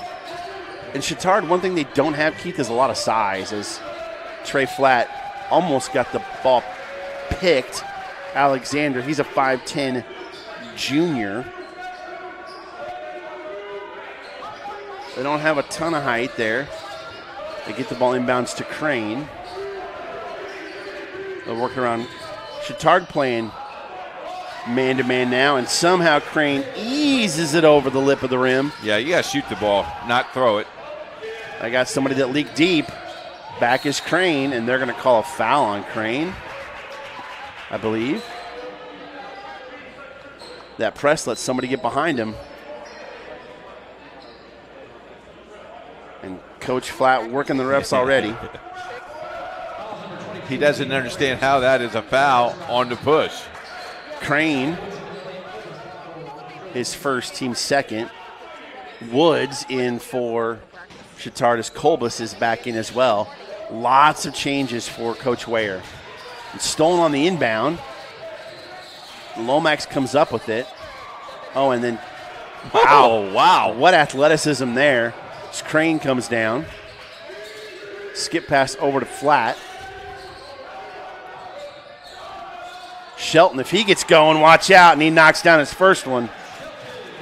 Graham Shelton with 3, and it's 9-4, and they're going to reach in on Trey Flatt, or is it just going to be knocked out of bounds? It's going to be called out of bounds.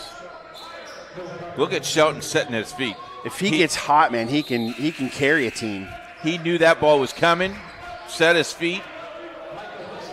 I would not want to play horse with the Sheltons. No. Michael Wilson in for Covenant Christian. Still see Lomax, Shelton, and Buckley on the floor. And somebody got by again. Trey Flatt picks him up. Give and go, and Colbus scores easy. They can't let him get behind him on that press, Keith. Lomax quickly up court. Nice give and go. Ooh, that almost looked like an intentional foul there, as that's going to be on Noah Carter. And Lomax will shoot 2.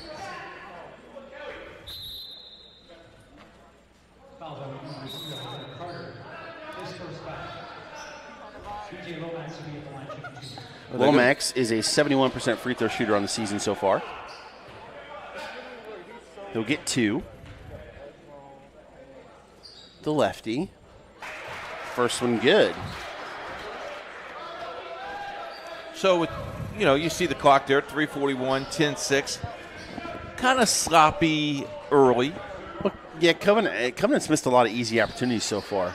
He misses the second, but gets it back to Shelton. Great look again from Buckley. And the pressure causes a turnover. That's where Covenant Christian has been very, very, very good this year, is forcing turnovers. St. John and Ford back in for Chatard. As Coach Ware brings in a ton of guys. Well, yeah, keeps them fresh. He's got 17 guys on his roster. He could do that. It's like a hockey game. Yeah. There's Michael Wilson. Helped them win a football state championship. They defeated South Adams. Trey Flatt was key on that game, too. Lomax goes in. Looked like he's out of control, but he gets it to go. And got in for 5 early. And a timeout from Chatard. 14-6. Covenant Christian. So far, what do you think? I mean, other than the missed opportunities down low for Covenant, not bad with the pressure they've gotten. Let Chatard get behind them a couple times on the full court press for some easy buckets, but they've only got 6. But I think they feel like they're in the flow of the game. I don't know if Chatard feels like they're in the flow of the game yet, but I think, you look at this pass here, unselfish play, Shelton on the 3. We talked about hockey and hockey lines. We're looking for hockey games on Indiana SRN. We just hired us a new hockey play-by-play guy, and he needs work. So Send us an email at coach@indianasrn.org. If you have a hockey team out there, we'll put you on the air. We want to put kids on the air, all sports. Sounds perfect to me. I love me some hockey. I tell you. Go Chicago Blackhawks. Well, he's not a Blackhawk fan, but he is. Oh, him? Yeah, he's a Blues. No, he's a Blues fan. Yeah, forget that then. Yeah, I know. But all right, Chatard. Turnover. This is going to be an easy bucket for Lomax. Defense leads to offense. I'm glad you gave me the opportunity to make sure that they knew about our new sport that we're kicking off. The NHL is wanting to play close to a full season this year, as Chatard now looking to get some offense going here. See the help there from Flack. Nice job. Trying to run an offensive set, but this defense for Covenant, they can play some defense for sure.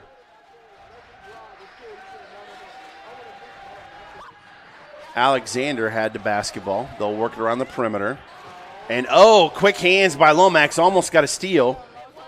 They had a chance for a shot. He'll get a 3-ball up, and he knocks it down, does Noah Carter.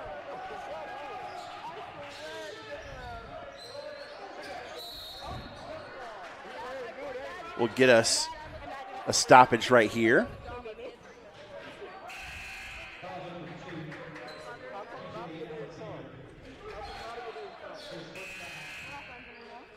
Look, just wide open. Yep. Wilson didn't get back on him for the easy 3.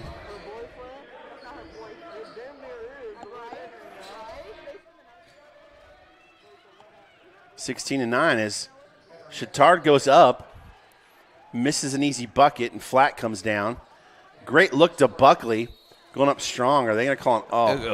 Official on the far side. I don't understand. I really really don't understand that. The official's looking at the play, not making that foul. The guy on the outside making that call. That's just a tough call. As Jaden Ashley is in for Covenant, he comes over on the pressure, and they throw it away.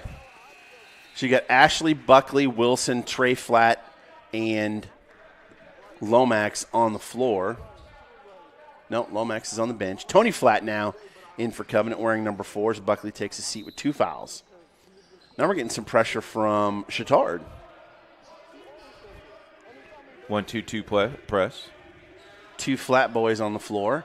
Ashley. Oh, yeah, it's Graham Shelton. I apologize. Trey Flatt looking for some help. They'll work it around. Wilson lost it. Touched last, though, by Chatard.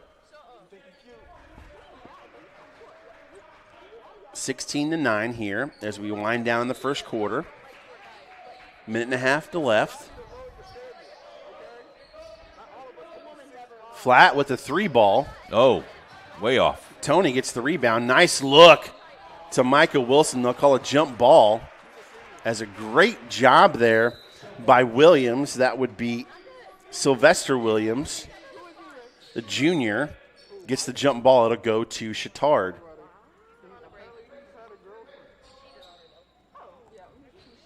Full court pressure there, trying to get the basketball in. They get it into Carter. They trap him. Oh, and they're going to call a reach-in foul on Wilson, I believe.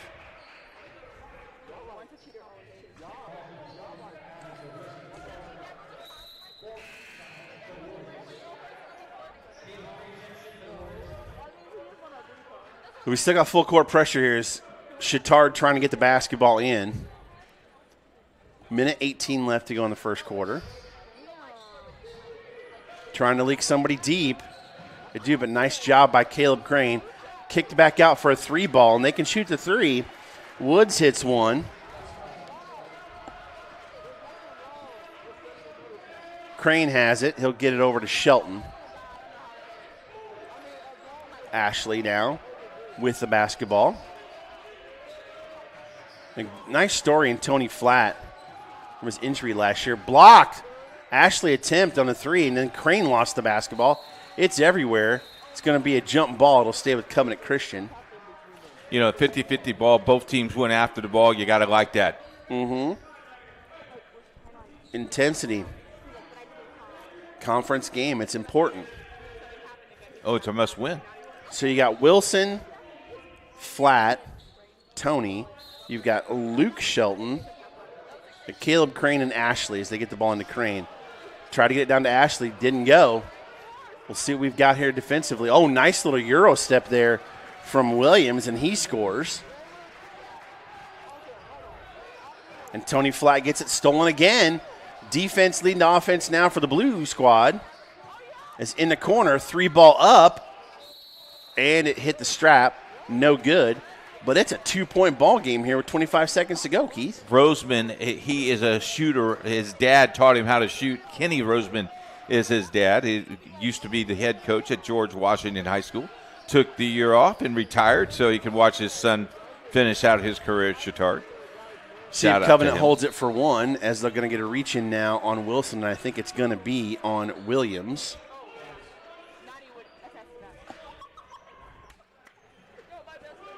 And Wilson will go to the stripe where he is 0 for 3 on the season so far.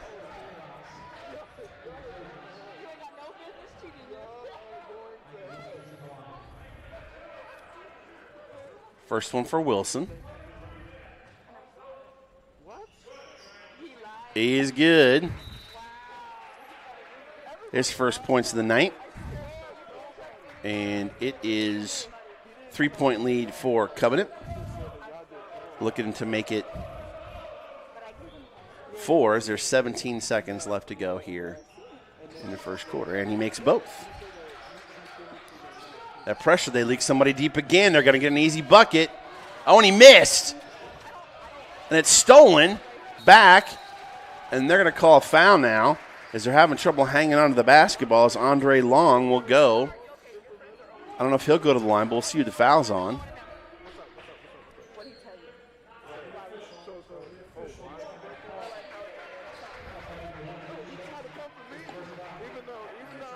I think it's on Luke Shelton, number 1. And Andre Long will go to the free throw line for his first free throw of the year, and he makes it. So 9.7 seconds to go. 3-point lead for Heritage, or for Covenant Christian, excuse me, as he makes both. 9 seconds, got plenty of time to get a good shot. Micah Wilson couldn't get the shot off. Not enough time now as he tried to get it to Luke Shelton. .1, it's got to be a tip. We'll see what they run here. Doesn't go. And at the end of 1 quarter of play, 18-16, coming over Chatard. You're watching Warrior Basketball, powered by Indiana SRN.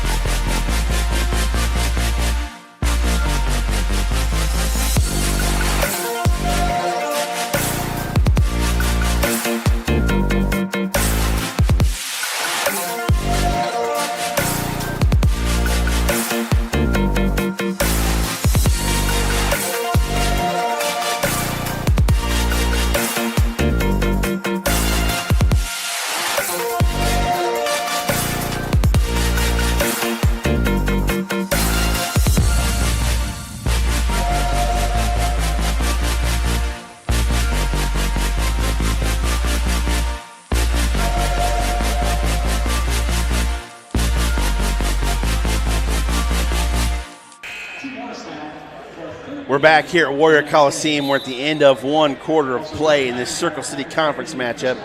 Covenant Christian leads to Chatard 18-16. And a lot closer than some people, especially John Harrell, expected, but it is early, Keith. And, you know, it seems like the offense on both squads has been led by their defense, causing turnovers. Good point, John. And, you know, Covenant Christian seems like they can't hang on to the basketball. They need to do a better job of doing that. Did Grandma miss the big game? Tell her to subscribe to our YouTube channel and never miss a game and catch every game. Watch it on demand. Indiana SRN, where you're always in the game. Chatard with the basketball to start the second quarter. Same 5 as they kick it out. Nice look down low as they get it down low to St. John, and he scores, and we're tied. Tony Flatt almost got it stolen again, and they're going to call it travel. You know, one thing we didn't talk about, Keith, in the first quarter, Graham Shelton hit his first 3. That makes him 4 of 4 consecutive on 3-point shots. The record for Covenant is 5 of 5. I don't know if you knew that or not. I didn't know that. That would be by Webb. I forget his first name now. Jordan Webb in 2017. And the pressure causes a turnover. They'll go to Covenant Christian. And Graham Shelton's back in the game. Lomax, Shelton, Crane, and Wilson now on the floor for Covenant Christian. Wilson with the basketball. Caleb Crane making a move, kicks it over. Wilson thought about it, nice ball move. The 3 is up and no good by Luke Shelton. Chatard with the board. Almost stolen there by Caleb Crane. Kick, nice driving kick. 3 is no good. Oh, just off, and Caleb Crane is going to foul there on St. John. He'll get an and 1 opportunity. And Chatard leads. How about the game of inches? Literally, ball right there, and he misses it. Yeah, I didn't think he thought the ball was going to come off the rim further, but it barely grazed the rim. Free throw is good. And it's a 3-point lead for Chatard.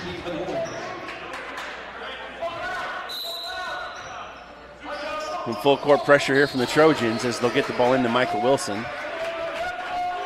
We talked about it, Keith. You can't overlook anybody. Not in this league. No. Not in this state. Lomax to Shelton. Kick it out to Wilson. And they'll call a travel on Graham Shelton. Both sets of officials like to call travels tonight, as we saw in the girls' game. As Carter St. John inbounds it to Noah Carter. They're trying to trap. He is caught. You're way over the top. Tipped away by Luke Shelton. He saves it to B.J. Lomax. They had numbers. Flat. And they're going to call a foul, I think, on Andre Long.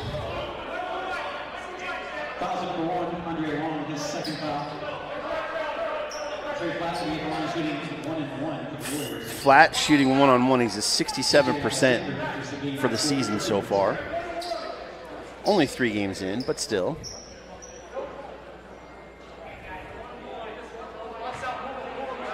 You see bonus there at the bottom. That means they get 1 and the bonus. For those of you who don't know, they make the first one, they get a second one. As Trey makes the first. If they miss the first one, they play on. Those dashes underneath each squad's name. Timeouts. As Trey Flat shoots the second one. They're going to call lane violation on BJ Lomax. You got to wait till the ball is released before you creep. Yep. Full court pressure again, looking to inbound it to somebody. They get it into Alexander, guarded by Lomax. Stolen by Trey Flat. He gets double teamed, and they're going to call a foul, and he'll shoot again. That one looks like it might be on Williams. Nope.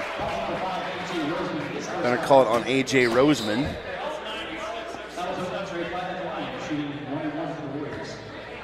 So Flat again goes to the line. This is where he picks up a lot of his points. Yes. He makes the first. He gets a chance at the second again. You see both Sheltons sag off and let Lomax and Wilson get in the lane. He makes the second. He's got 3 points, all on free throws. And we're tied. Still full court pressure here as Alexander has the basketball. Guarded by Lomax, and they're going to trap when they get across half court. They found Roseman. Nice job, though, getting out of that trap. Is good ball movement by Chatard facing this trap pressure from Covenant Christian. Almost lost it there to Williams. He'll drive in with the left hand, no good. Luke Shelton with the board. Nice pass by Trey Flat to BJ Lomax. Through the eye of the needle. Almost stolen again, almost a walk too. Trey Flat gets to Wilson. Wilson over to Lomax, and he scores again. Defense leaned to offense, this pressure. Nice little run here by Covenant. The quickness of Covenant. Roseman, he'll kick it back out to St. John. Go back to Roseman, and he lost the basketball. That's great defense because he stepped in this trap here. Here's this pass. Look at that. Wow. And that came all the way from Crane all the way down. That's nice play. That was pretty. 4-point lead for Covenant.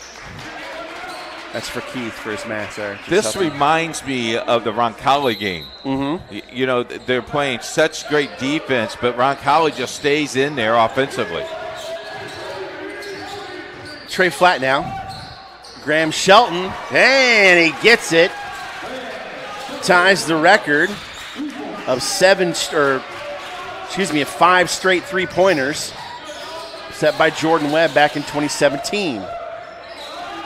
3 by Alexander in the corner, and he got it. Well, these guys can shoot. Trey Flat guarded by Alexander, gets knocked over. No call, though. And from behind, they're going to get Micah Wilson. As Trey Flat got knocked over, and Scott Flat is apoplectic.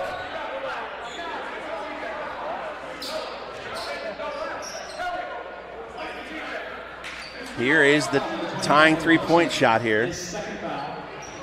5 straight three-pointers for Graham Shelton. Wilson now has 2, Sean. Andre Long goes to the free throw line.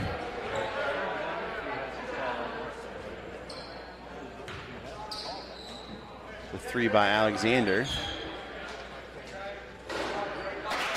First free throw is good for Long.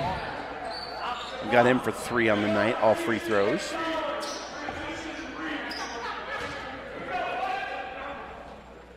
Got us a good game going here. Yes, sir. Second one goes down as well. Like soft rims, don't you? Well, you know, whatever kind of rim gets the ball to go through the hoop. As Flat comes down. Runs to the point, gets it in the corner to Wilson. Nice look. Floater gets it to go. Michael Wilson. And here comes the pressure again. Wilson is 8 for his last 8 from the field. I think if he hadn't missed a shot yet, I thought that was his first one. Skip pass over. Colbus, no good. Rebound fought for, comes down by Graham Shelton. Long pass down. Wilson, shot fake, up. Couldn't get it to go, but got his own rebound. He did. It got tipped away. Quickly down comes Chatard. That's a push-off. And they're going to call it on Alexander. You cannot extend that arm on offense, Keith. Do you know Indiana SRN streams more than 300 games a year? That reaches millions. Millions. If you like to help put kids on the air and advertise on Indiana SRN, contact us by our website or email me at coach@indianasrn.org. Wilson with the basketball. 4-point lead for Covenant. As, boy, the confusion there, and somehow Graham Shelton ended up with it. Luke Shelton. Get back over, trying to get flat posted up on the smaller guard. Up and under strength and gets it to go. Nice strong take to the hole. As Covenant comes back off of the pressure, Chatard gets it across the line. A lot of guys playing for Chatard, but they have a system that has a lot of movement in it. Ooh, that was almost a carry. And then almost a turnover. And then there was a turnover. Lomax. Oh, nice little step, and then he missed the shot. I think they're going to get the reach-in foul on Carter. He had the easy bucket and just short-armed it. I really think that he thought he was going to get contact, and it didn't happen. So now, once you reach 10 team fouls, it becomes a double bonus, where they get 2 free throws, not 1 in the bonus. They get 2 every time. Lomax. First one is good. He's got a good first half going. I have him for 12.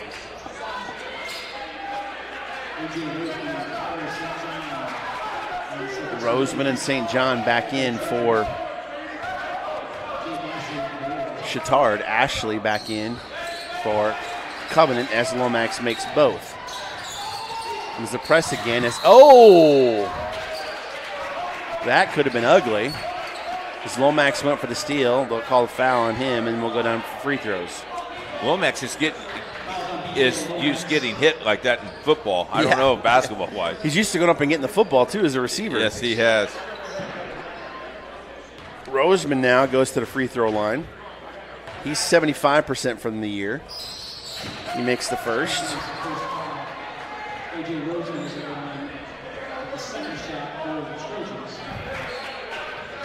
7-point lead now for Covenant. Makes the second. We haven't seen Buckley since he got that second foul, Keith. Well, you do sit him because you want him fresh for that third quarter push. Nice move by Lomax to get to the rim, but they foul him, and we'll get more free throws.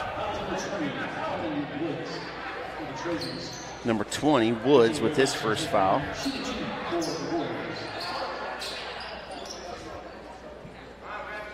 Lomax goes back. He just made 2.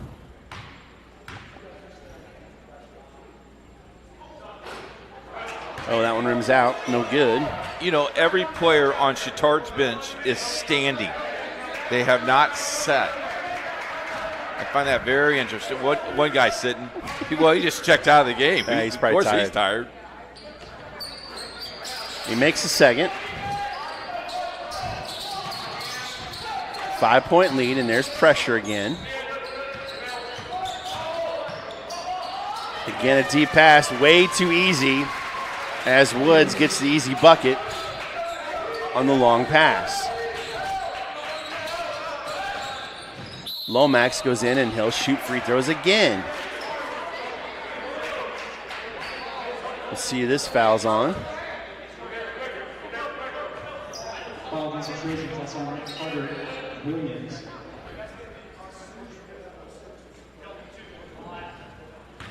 I think they called that on St. John.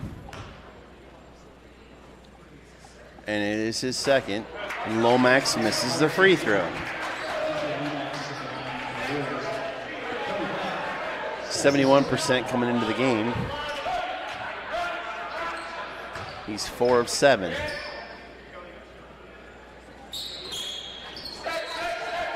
Five of 8. Get it inbounds, flat with the pressure. There's the trap. Come down, find Roseman. Now they'll run the offense. Kick it in the corner. St. John with the 3 ball. Trey Flat with the board. Looking for numbers. See with his head up. That vision. They're going to call a block, and he'll shoot 2. Did you miss the big game everyone's talking about? Well, then here's how you not miss those games. You subscribe to our YouTube channel and never miss a game. Get pregame notifications, Indiana SRN, where you're always in the game. That foul on Sylvester Williams. It's his second.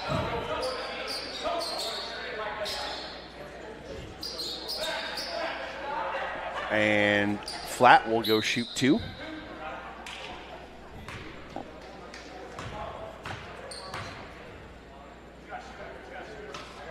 First one is good from Trey Flat. JS Quack is tuned in on us tonight, big boy. All right. Flat has 6. He gets another shot here. He makes it. All here in the second quarter. Comes the pressure again. They get into Colbus. And he gets it by Shelton. And then comes the trap, and he lost it. He lost it to Ashley. Jaden Ashley goes up and scores. Boy, that's a roll. Again, the defense leading to offense. And Colbus comes down. They found a cutter. Whew. He's lucky Roseman was there. Throwing it to a spot. They do that. Oh, that looked like it might have been a... Oh, 2 in a row maybe. Williams with the spin move. Had the spin cycle going. I think we played the NBA right there. Lomax going up, and he got a good roll as he's been scoring aplenty here in the second quarter. And it's a 10-point lead again. William, oh! The SWAT team back in effect.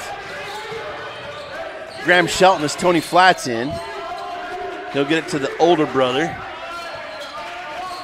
We're under a minute. That's a flop. Oh, no! Wow. Foul on Trey Flat. Folks, that's the definition of a flop right there, but let's take a look at the spin cycle again. Oh, yeah. He traveled.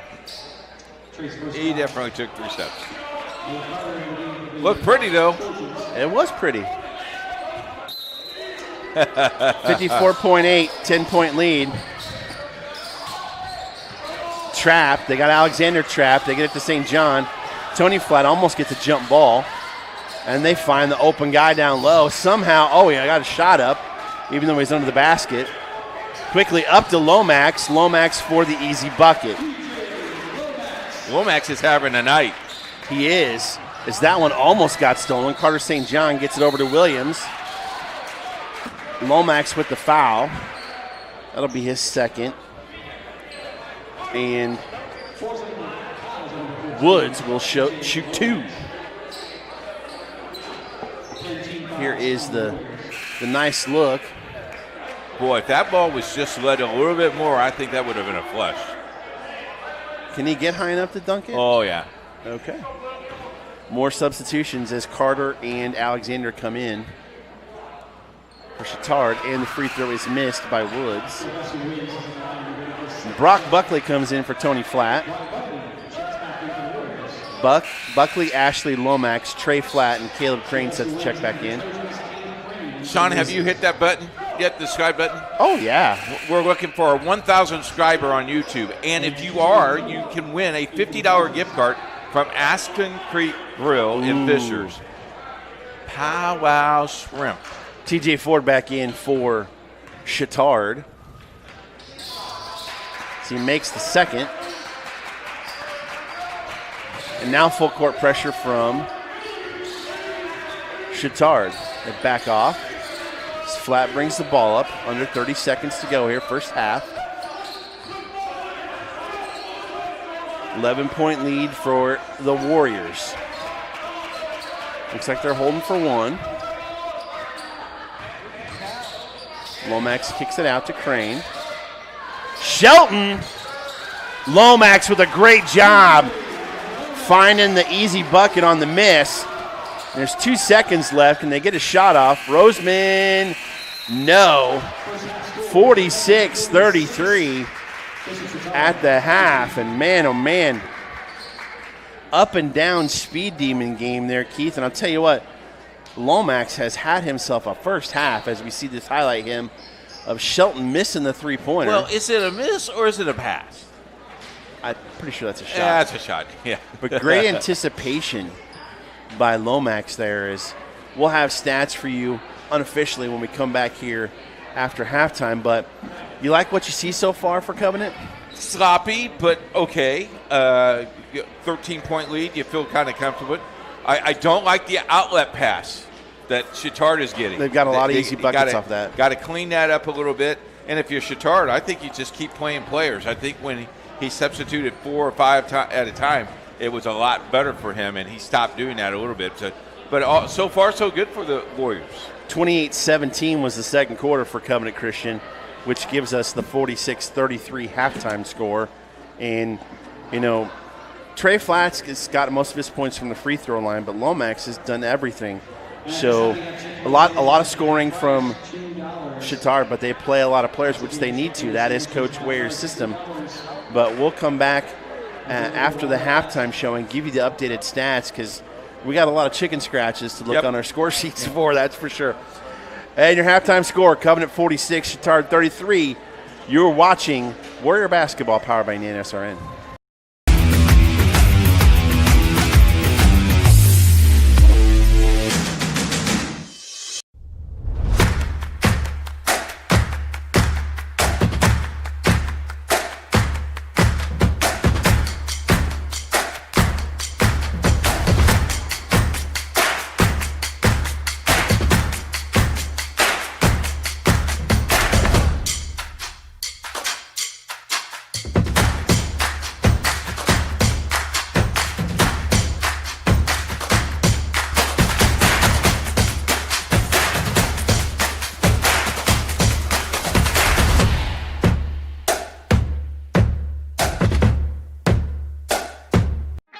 Piper Group Warehouse has a strong commitment to their clients as their logistics provider.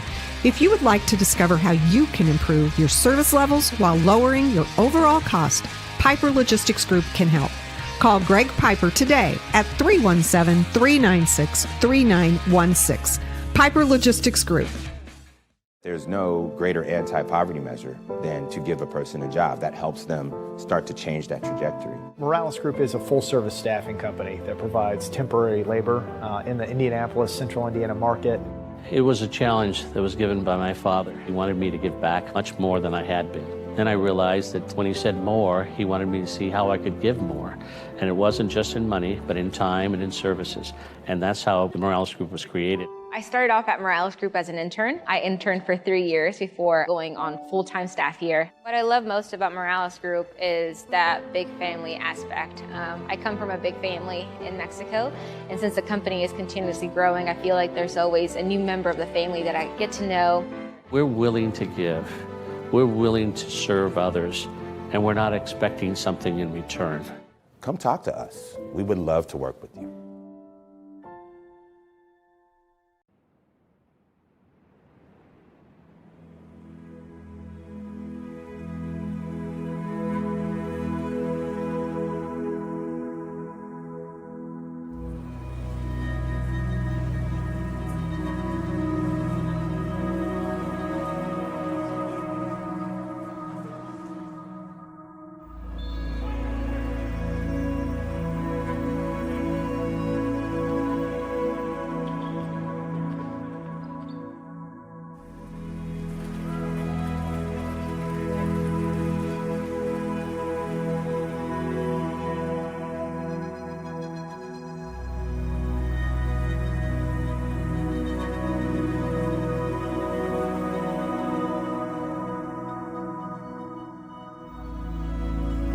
This is a place of becoming.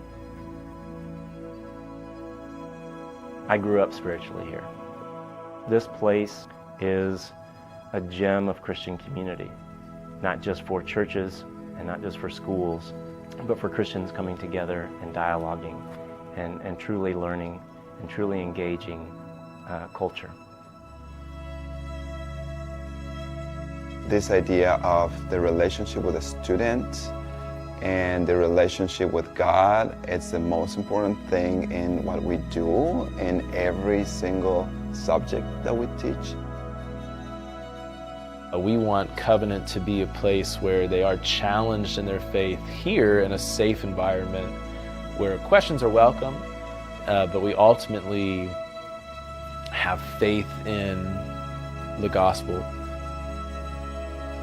The model of Covenant is that all teachers are Bible teachers, that all the teachers are mentors and spiritual leaders. And we've always hired teachers that care immensely about their students, and not just about their intellectual life, but about their spiritual life. The kind of education that Covenant is providing, both intellectual but also deeply spiritual, practical, the theology that changes the way that students live. The gospel is the message that changes everything. We're not just trying to master the truths, but to receive them that we would be changed. Do you want to have a thinking faith? Do you want to have a curious faith? How about a charitable faith? We need students who understand their faith, and not who just understand it intellectually, but who have a zeal, a personal zeal for Jesus.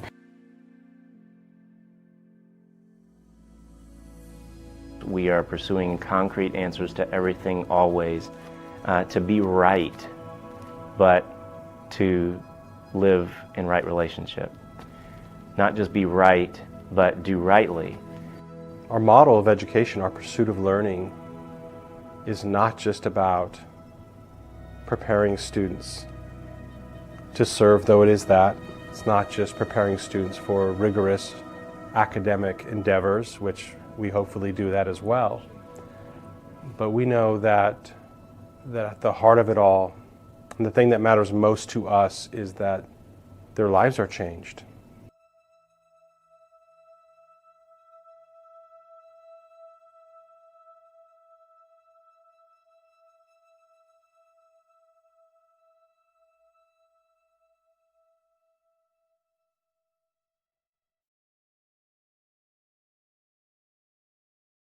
Your home and office make up a big part of your world. Sometimes trying to manage it all on your own can make you feel like you have the weight of the world on your shoulders. And when the weight of the world is on your shoulders, you need a strong back or two to come to your rescue and haul your stress away. You need the College Hunks. Whether it's time to clear some space for new memories, to reinvent the room around you, or to simply pack up and move into a fresh new beginning, you can count on the Hunks to bear your burden so you don't have to. Let us move you today. Burtner Electric Incorporated has been proudly serving our residential and commercial customers with quality electrical repair for over 33 years. We are fully licensed and insured in electrical wiring and electrician service packages. You'll receive a competitive assessment whether you're a homeowner or a business owner, first-time or long-time customer. We offer free estimates for any new project. Call our licensed and experienced electricians today.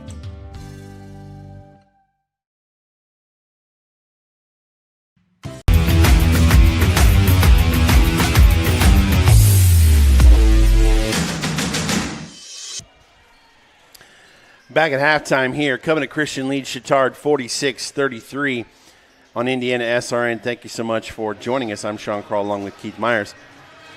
You know, an interesting first half. Keith, a lot of points scored. You know, Chatard prides itself on playing some defense this year, but Covenant's pressure has gotten them some easy buckets. But on the flip side, Covenant's pressure has allowed Chatard to get behind them and get some easy buckets themselves. Yeah, I mean, it's turnover fest a little bit, but it also is hitting the open man, being unselfish with the basketball has led some good points for both of these teams. I'm very surprised 46 points for the first half for Covenant Christian. 33 last week. Chatard played Heritage Christian. The game was in the 50s, and I think that's where they want to keep this game, is in the 50s. So if we get 46, 47, 48, whatever. I think if Covenant gets 60 by the end of the third, it could be a long night for Chatard. Yeah, let's look at some stats here. Chatard has a lot of guys in the scorebook. Carter with 5, Long with 4, Alexander with 3, St. John with 5, Roseman with 2, Williams with 4, Ford with 2, Woods with 6, and Colbus with 2. Colbus, their leading scorer in the season. Roseman is at 13.7 along with Noah Carter. Trey Flatt has 7. Wilson and Crane each with 4. Shelton Graham with 8. Tony Flatt with 2, but leading all scorers, B.J. Lomax with 21 points, Keith. It surprises me that he has 21, but he's done it so smart, collects very, very well. And, here's the thing. You're the home team, correct? Yes. Look over to the sideline. There is no one there. You're the home team of the game. Your game management should have got you at 3 minutes. Now, by rule, Coach Flatt has to start the 5 players that were on the floor at the end of the first half, or he has to get a technical foul because he has not been on the floor 30 seconds prior to halftime. Now, is the officials going to enforce that? I don't know, but that is the rule. But if anything, that's pretty embarrassing for the home team not to be on the floor at least a minute or 2 minutes before half is over. That's either lack of communication of game management telling the team where it is, or your coaching staff did not check the clock. Well, normally their locker room is right there behind the Chatard bench. No longer, though. Yeah, but because things have changed, they didn't have that happen. So we are ready to go here in starting the third quarter. I want to thank all our sponsors. You see them in the bottom left-hand corner of the screen for helping us put on this broadcast. And, hey, one of the things you don't want to forget, it's coming out soon, the 51st year of the Hoosier Basketball Magazine. Going to be come out Christmas Day. If you can follow them on Twitter, HBB Magazine, Hoosier Basketball Magazine. So we get set to start in the second half. Covenant gets the basketball with the lead. Lomax has it now with Shelton, Buckley, Trey Flatt, and Crane on the floor. Trey Flatt with the 3 ball to start the second half, no good. Buckley finds a way to tip it. Lomax somehow couldn't get it to fall, but Crane with the board. Multiple possessions, and I thought Trey Flatt was going to take that shot. Yeah, Coach. now it looks like they're almost afraid to shoot the 3. Nice move by Buckley. Goes up and gets an and one opportunity. I like how Buckley plays.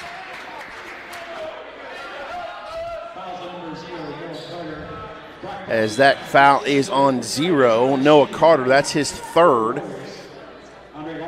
And quickly, Andre Long comes in for Chatard. Buckley with a chance for an and one. He's 4-4 from the stripe this year so far in 3 games. Nice ball fake for him in the corner. And he gets the old school 3-point play. They're still having the pressure here.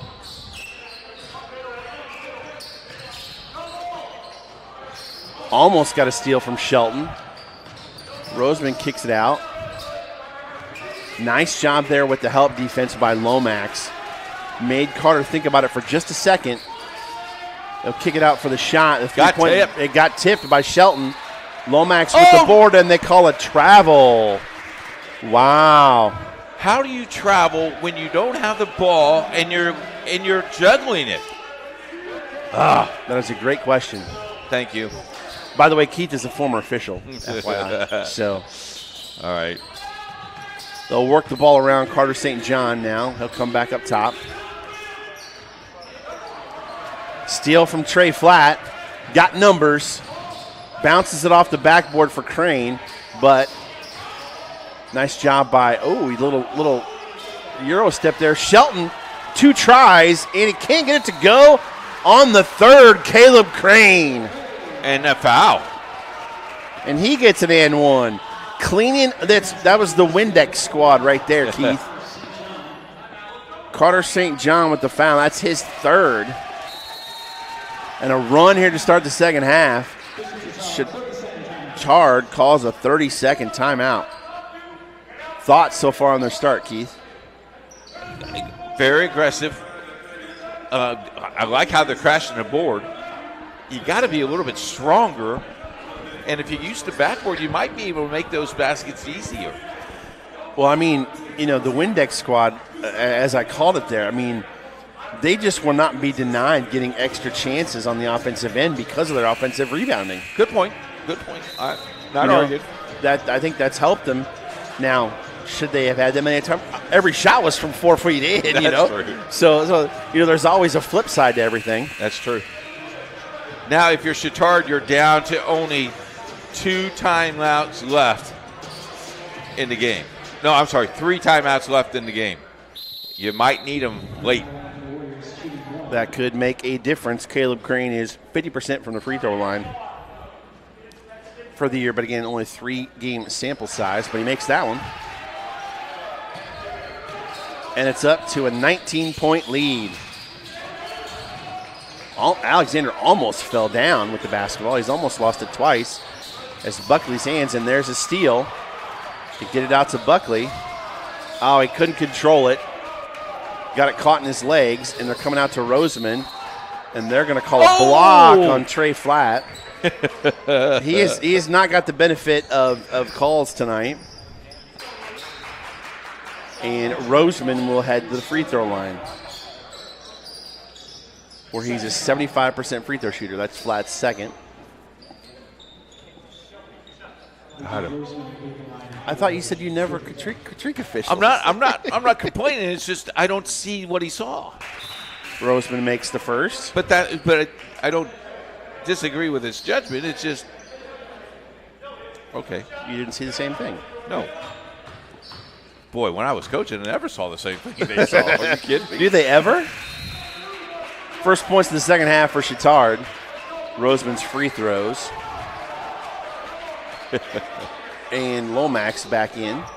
Lomax, Crane, Flat here in the backcourt as we get pressure from Chatard. Guy in my ear says he was 90 feet closer than I was. Exactly right. You know, he's a former official as well. As in the corner, Wilson in the game now. Flat loses the ball, tried to do too much there. Comes from behind, got a little tip, and Lomax got it. Quickly he comes out.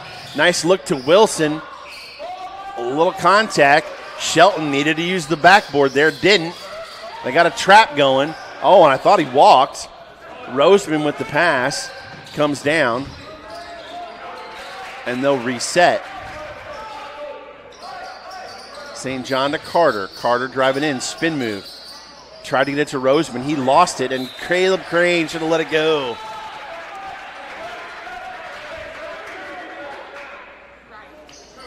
You know, I think Taylor Ware is making some inroads here. He's got these guys playing hard. They are definitely hustling. They're scrappy.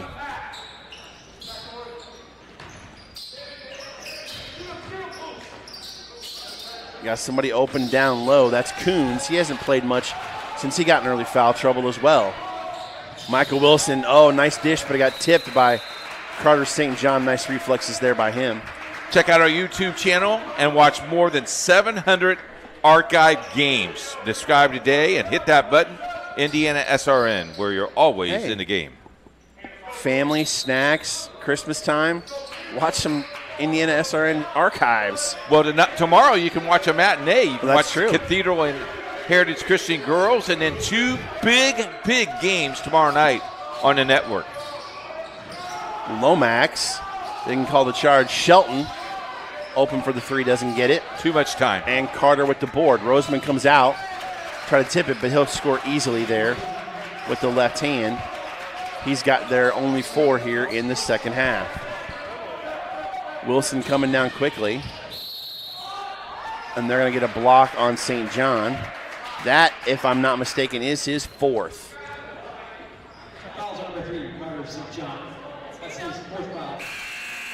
They need him on the floor. They do. So Williams checks in. Noah Carter's there as well. Buckley in for Graham Shelton. And here we go. Up for, they threw it too far, but luckily Lomax was there. A little bit too high for Buckley on the inbounds play. Crane. Wilson, nice little shot fake, goes up, misses it. Crane somehow got the board. And the official way back here calls a foul. We'll see who that's on. Andre Long, that's his third. Number 1, as Colbus, their 6'5 seniors back in. Number 21 in blue. There's that lob again. Buckley, there was some contact, couldn't get it to go. And Roseman gets trapped, but he got out of it. I love the squeak into the shoes.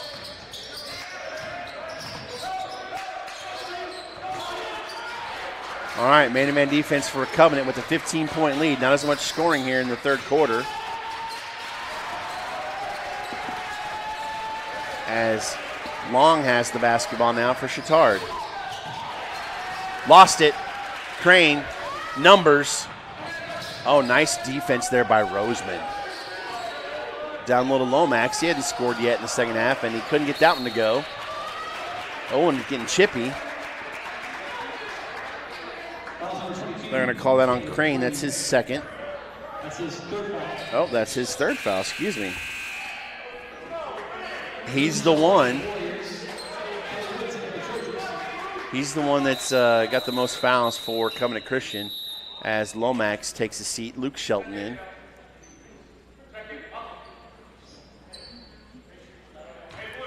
Oh, they got to make sure they're checking in here. He didn't check in. He just ran on the floor. They're going to.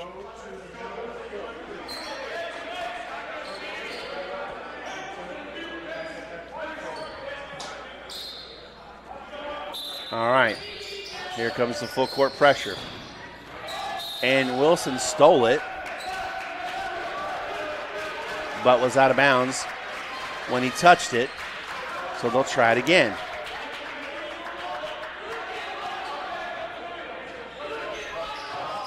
Let's see if they can get it in again. They got the trap on Carter. Down comes Williams. And they'll start the offense over. Noah Carter up top has it.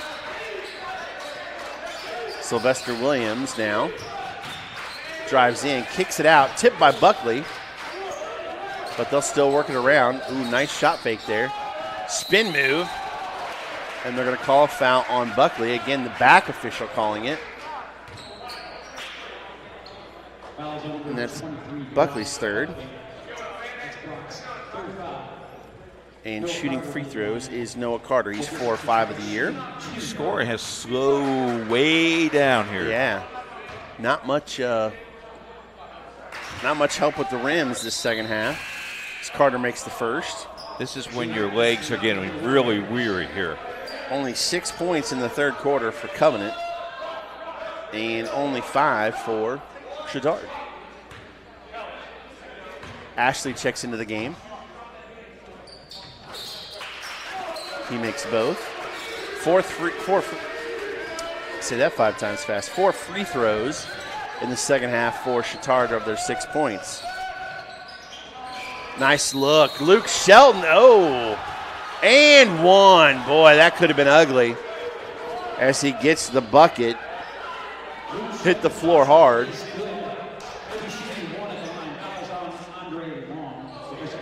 That is on Andre Long, his 4th. They now have 2 guys with 4 fouls. That is the one benefit of a deep bench, Keith, is you got a lot of fouls to give. Yeah, well, you have 17 players. You have times that by 5. That's a lot. That is a lot. Missed a free throw. That's off the toe. Ashley knocked it off of, oh, they're going to say it goes to Chatard. That's 85 fouls, by the way. Thank you. Roseman comes in. Oh, I see. You got your calculator out. I don't, actually. I just have that many toes. Just kidding. Got to get it in. Oh. And stolen by Micah Wilson. They'll work it around. They're going to call that on Roseman, and that's going to be his second. That's his second foul. 16 foul. But we're getting close. Next foul on Chatard puts Covenant in the bonus for the rest of the game. They'll get it into Micah Wilson. What do you have, like 175 yards rushing in the state championship game? He had a lot. Trey Flatt posting up, goes in, scores. Off the glass. Just powered his way in. And there's a trap. And almost stolen, and now it's 3-0 as Buckley went for the easy steal, couldn't get it, and Carter scores. Yeah, that trap is there, but if you miss it, you have at least a 2-on-1 advantage. They got Roseman on flat, so Trey's just trying to post him up and couldn't get it to go. Out of bounds on Colbus. It'll stay with Covenant.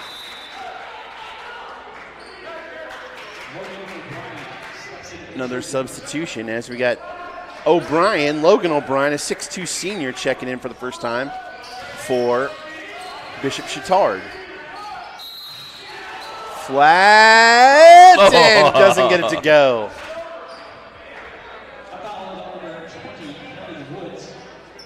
That's Woods, his second foul. Trey Flatt will shoot 2. Well, I thought that was going to go in. That kind of reminded me of Kawhi Leonard a couple years ago, Toronto, as it bounced throughout the rim. Is it going to fall? Is it going to fall? But this one didn't go. So Trey will shoot 2. He had 7 points at the half. He's got 9 now here in the third quarter. Makes the first. Graham Shelton in for Buckley. Tony Flatt in for Micah Wilson.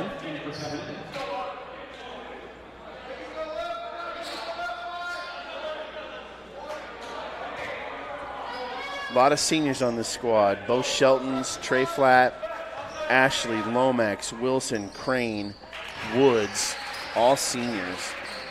Second one is good.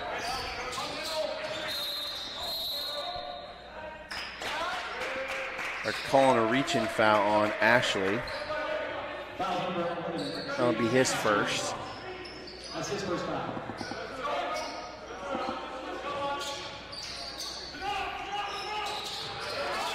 Got to get it in. Somehow they did barely get it into Williams. He got trapped, almost stolen by Shelton. And nice recovery by Covenant. Long three, no good, and Tony Flatt with the board. By the way, Tony Flatt had the stop on the 2-point conversion. Blocked from behind. Will stay with Covenant Christian that won the game. He made the defensive play of the game. Well, the whole entire defense made the play, but Tony Flatt read it, stopped it at the 2. Nice. Not sure 1-point victory. They get into Trey Flatt. Guarded by Roseman. He'll get a 3 up. Down it goes. Not many 3-pointers tonight, especially from Covenant. Shelton had a couple. Oh, they get a timeout? They did. They got the timeout when he got caught in the corner. It's 20-point lead. Full timeout here. We'll take it with them. You're watching Indiana SRN. Cold is just around the corner, and here at Summers Plumbing, Heating, and Cooling, we're ready for anything. We care about our craft like we care about our customers. Our technicians are fully certified and up to speed on the latest equipment. Available 24/7, we don't leave anybody in the cold. That's our top priority. We don't just work for the company, we are the company. So we do the best we can for every one of our customers. Trust the name you know at Summers Plumbing, Heating, and Cooling. Summers Plumbing, Heating, and Cooling. We take pride in your comfort. Just call Summers. Summers. Can't get to a computer? Then we've got you covered. Just go to the Indiana SRN app and stay up to date with all of your favorite teams. You can watch live coverage or relive the experience with our on-demand service.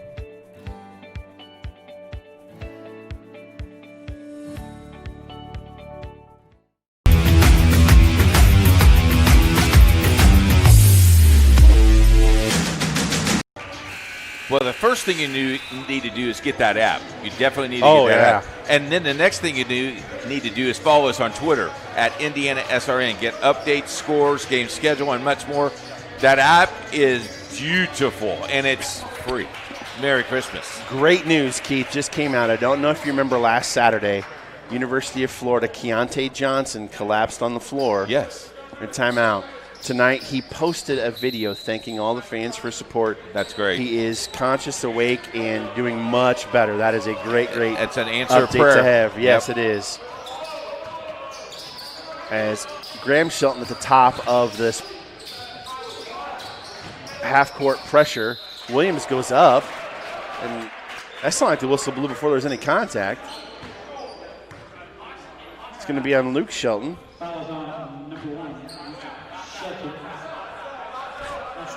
So Sylvester Williams will go to the line where he has not shot a free throw this year.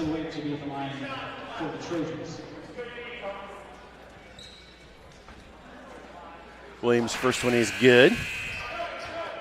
He had 4 at halftime. That's his 5th point. Woods back in the game for the Trojans.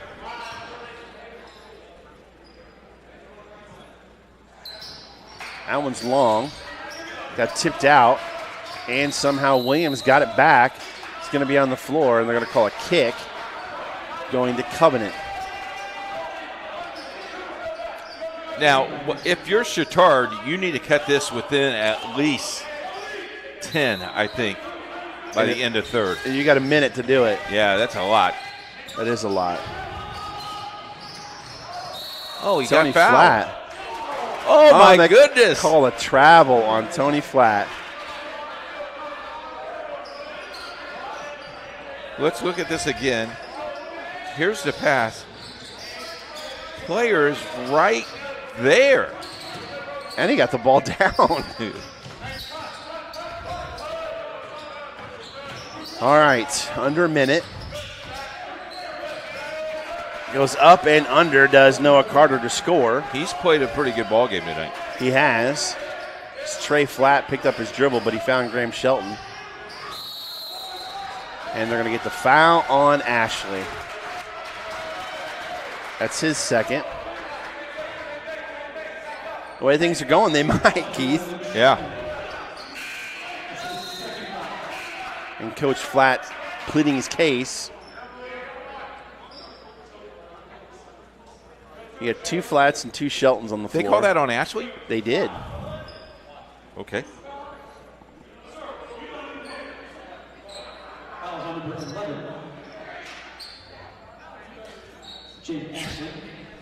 Scott Platt made a great point because the official did not know, and he said, you didn't even know the number. It's hard at times, but. Woo, he almost took off before he mounted the basketball. As Carter scores again, he's had a good quarter with 8. And it's a 15-point game. 27 seconds to go.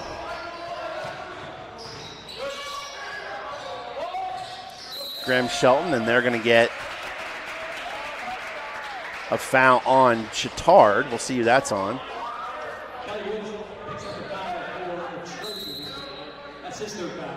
Williams, I believe, his 3rd. So Ashley will shoot free throws. He's 3 for 5 for the season. Going back to the last Trey Flatt 3. Regular bucket for Covenant, that Trey Flatt 3. First one made by Ashley. His 3rd point of the night. Long 3rd quarter. Yes. Missed the second. And imagine Chatard's going to hold for 1. Roseman's got it. Thought about trapping him. 3 ball from Coons, and he got it. And a good end as Flatt tries a half-court shot. Doesn't go in, but closing out for Covenant, 13-point lead. We'll take a break, come back for the fourth on Indian SRN.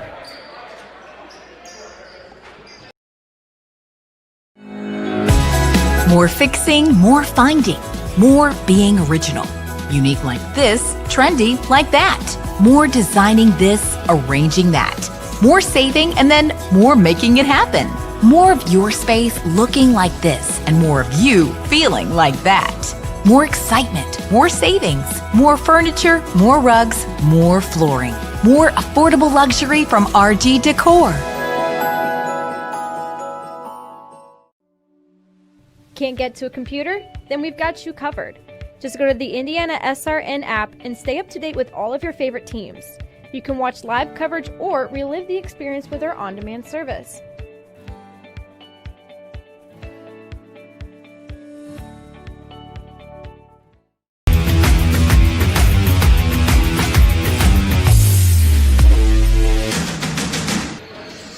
You're the teacher, so let's give him a grade here. All right. Let's go keys of the game. Taking care of the ball if you're Chatard, A, B, C, D.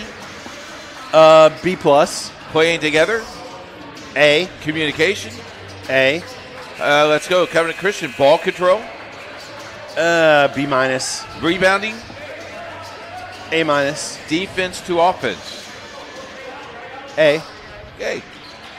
See what the fourth quarter brings us. Yeah, Chatard starts with the basketball. Hey, don't forget, 51st year of Hoosier Basketball Magazine comes out on Christmas Day. Follow them on Twitter, HBB Magazine. As Crane, Lomax, and Buckley are back in for Covenant. Up and scoring again.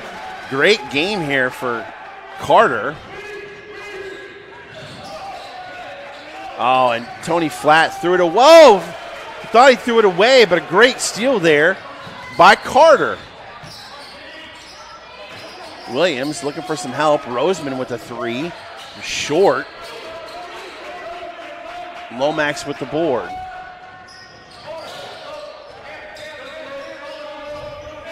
I think Covenant gets going too fast for their own good sometimes. Buckley couldn't get it to go, and Crane just got yanked to the ground. I don't think it's a foul. I think it's just out of bounds. Michael Wilson checks in for Luke Shelton. Carter St. John comes back on the floor for Chatard with 4 fouls. And honestly, I think Noah Carter's kept him in this game, Keith. Yes, I agree. Crane with the basketball, an 11-point lead. Buckley got St. John on him. It should be a mismatch. Wilson with 3 for 3. No good. Oh, and I think they're calling it on St. John. Oh, he got caught. On the floor. One-on-one. Or maybe they're calling it on... That's number 1, Andre Long. That's his 5th. And Crane shoots 1 in bonus. Or is it double bonus yet? It's still 1-on-1. 1 more foul.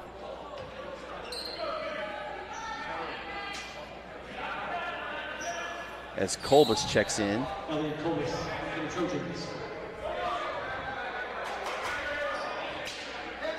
Now, if you're Covenant, you got to knock down some free throws. Yes, you do. Crane makes the first. 63-51. You got Tony Flatt, Micah Wilson, Brock Buckley, Caleb Crane, BJ Lomax on the floor for Covenant. He makes both.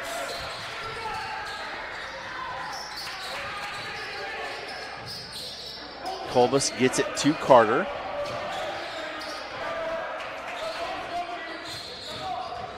Guarded by Lomax.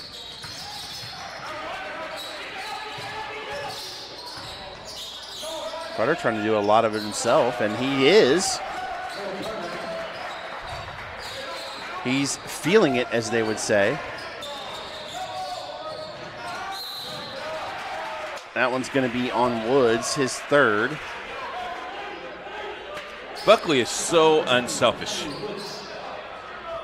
He's a team player, that's for sure.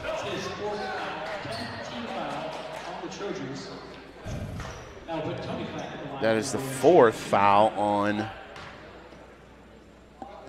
Woods. 2 shots from here on out for Covenant. Tony Flatt looking to get in the score sheet. Missed the first. That one was DOA.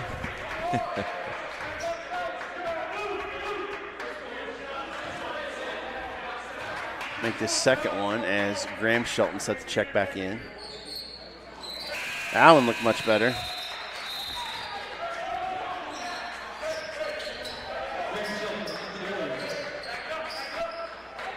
In 4 Flat. Crane will guard the inbounder.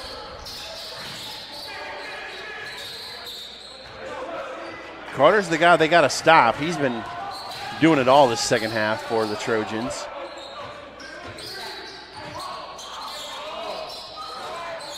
Long 3. Nice look by Roseman to St. John.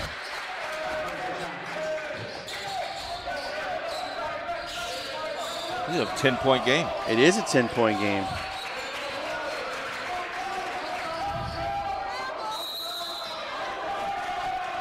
And what are they calling? I'm going to call an offensive foul on Wilson. What did he do? Okay. It is a 10-point game. Plenty of time left.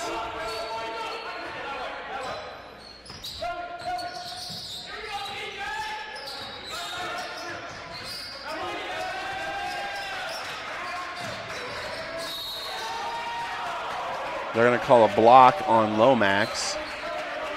He had his shoulder down on that one, but Lomax gets the foul. And it's going to be one-on-one for Chatard. It's going to be a long fourth quarter with these bonuses now. It is.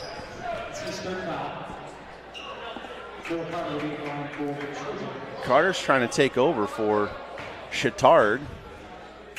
He's had quite the second half.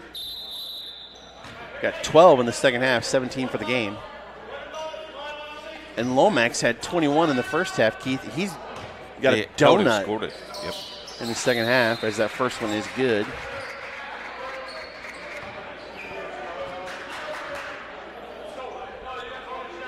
At one time, this was a 17-point lead. Yes, it was.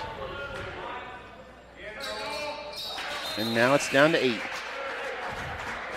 And this is strange to me. You take him out of the game. Maybe you take him out of the game for about 2 minutes or a minute. You got to bring him back because he's your offense in this whole entire quarter.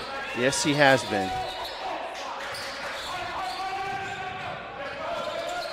The pressure from Chatard is kind of, I think, intensified. Well, yeah, and it's kind of thrown Covenant off here in the second half a little bit.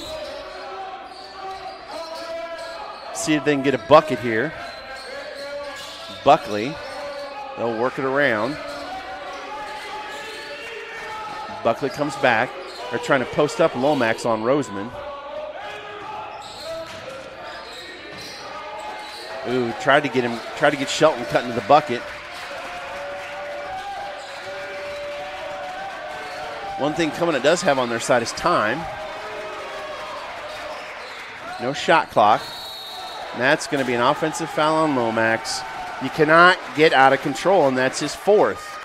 They're not making very smart decisions here late in the third, early in the fourth quarter, Keith. Did run him over. That was an easy call. You can't play out of control.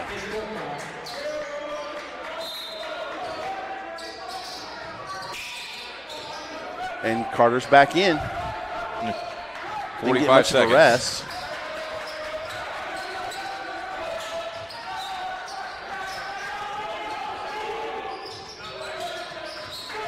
Carter St. John, he's got 4 fouls. That was a moving pick. Misses a shot. And Trey Flatt with the board. All the way down to Caleb Crane. Nice look. He did not put the ball on the floor. That is a plus. And 4 points this quarter for Covenant, all from Caleb Crane. Williams kicks it out. Didn't shoot the three, surprisingly. Now he does. No good. And Brock Buckley with the big board.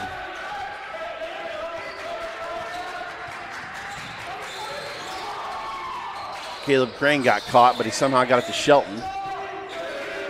And they'll get it to their stabilizing force. Trey Flatt. They're going overload.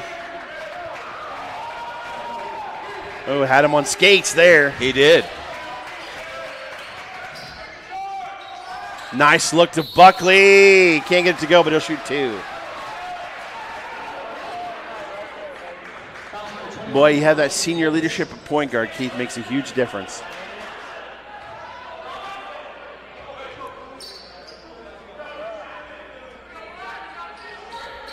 Just nice.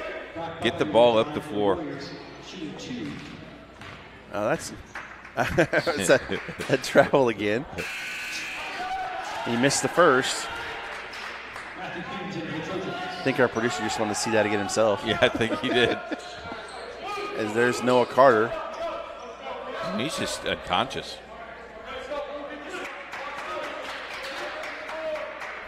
Tree Turdy to go here in the fourth quarter. Can't help myself. He thought he made it. Nice look from Roseman. No look pass to St. John. Great court vision there. Speaking of hockey, Buckley makes the second. Only 4 points in the night for Buckley, as Wilson's back in as well.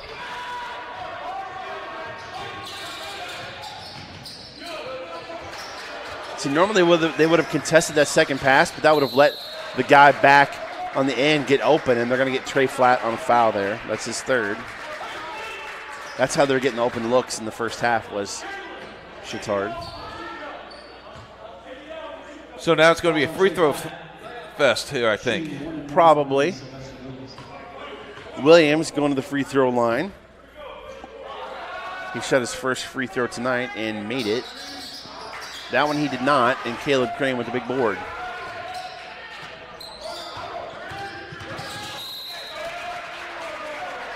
Great thing about Buckley, too, is he's 6'4", but he can handle the basketball as well as a guy who plays in the post.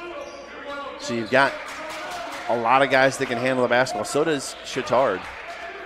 You trust most anybody bringing the ball down the court. Wilson gets it into Trey Flatt. And as we go under 3 minutes to go here in the fourth quarter, Coons was on Flatt there. Buckley in the corner will bring it back. And there's the head bob. They're going to get that on Coons. Something the offensive players have learned to use to help their case. A little head bob. Yeah, you know, I do not like that at all. But I'm not a fan of that either. It's the I like to call it the James Harden.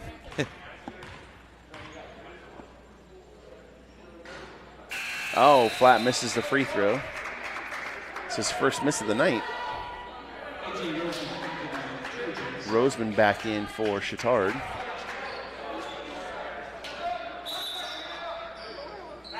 As Lomax set the check back in with 4 fouls for Covenant. Going in for Graham Shelton. Buckley, Crane, Trey Flatt, Lomax, Wilson on the floor for Covenant. Carter, St. John, Roseman, Coons, and Woods on the floor for Chatard. Makes the second. It's a 12-point game going deep. Oh, wow. 2 guys just missed it. Out of bounds save. Carter St. John up and under and scores.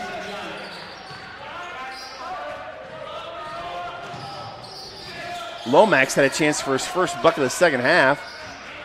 Kind of lost his footing a little bit. Didn't score, but Covenant kept it. And they're going to call a block there on Carter St. John. That'll be his 5th. Fouls on number 3, Carter St. John. That's his 5th foul. 21 for Noah Carter to match B.J. Lomax. Colbus in for Chatard. Flat goes to shoot 2 free throws. 8 of 9 I have him unofficially from the stripe tonight.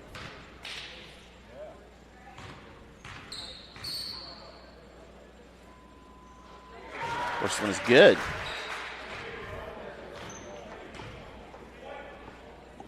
They're at 70. And they're at 48 at half, so that tells you something right there. Still 2:22 to go here in the 4th quarter. Noah Carter bringing up the basketball. They got him. He better watch out for a 10-second call. He just threw it to Buckley.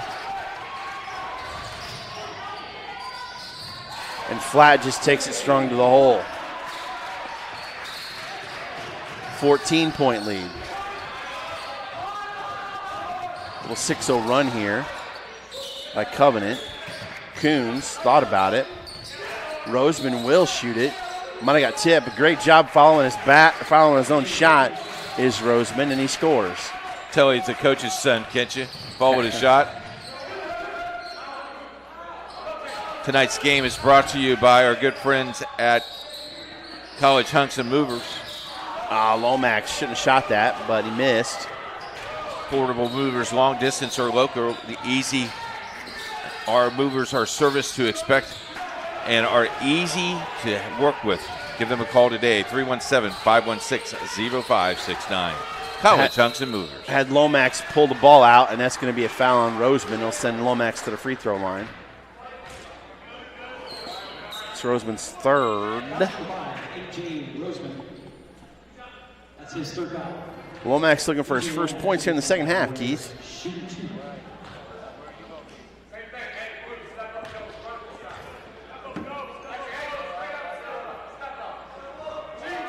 And he misses. And our crowd seems like they're tired. Yeah. It's been a long night for them. And a long week. Woods back in for the Trojans. See what Lomax can do here. Misses both. But Crane fighting for the board, and Buckley comes up with it. What are they going to call here? On the ground. I think it's going to be on Williams. His 4th. And that'll send Crane to the line. Next games for these guys on the 21st, Chatard plays Shortridge at home, and on the 22nd, Oldenburg Academy at home. First one's good. For Covenant Christian, they will play at South Ripley in the South Ripley tournament, and then play Cecina on January 2nd, which is on Indiana SRN Radio. The radio. Crane was 6 here in the 4th. Winding down to about a minute. 14-point lead for Covenant. Williams kicks it out to Carter.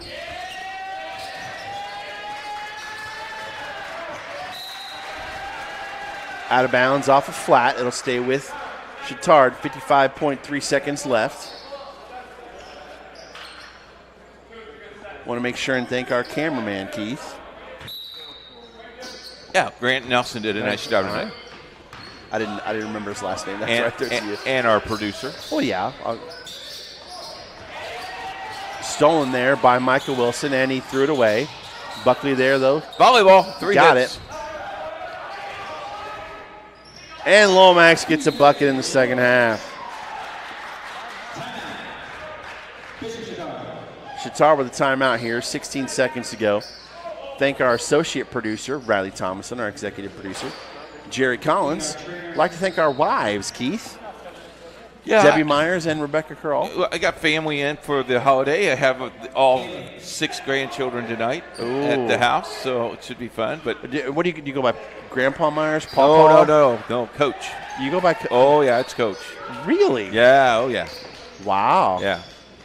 In That's fact, the oldest one, we think I'm the greatest coach. I coach them occasionally. The Nerf ball, set them up. All right. I won't tell them anything different. They all are great athletes. They're 5 and 7, so I don't know.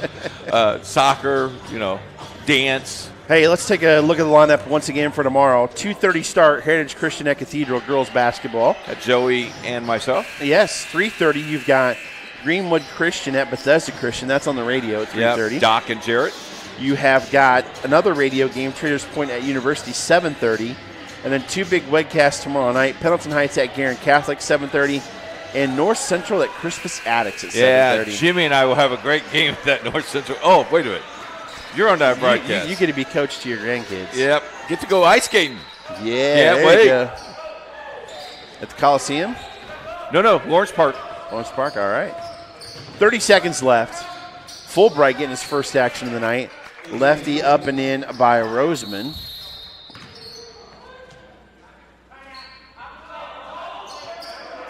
Timeout on the floor. That's his last. They're going to get some guys some playing time here. We'll be right back. You're watching Indiana SRN.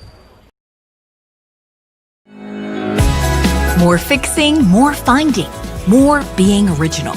Unique like this, trendy like that. More designing this, arranging that. More saving, and then more making it happen. More of your space looking like this, and more of you feeling like that. More excitement, more savings, more furniture, more rugs, more flooring. More affordable luxury from RG Decor.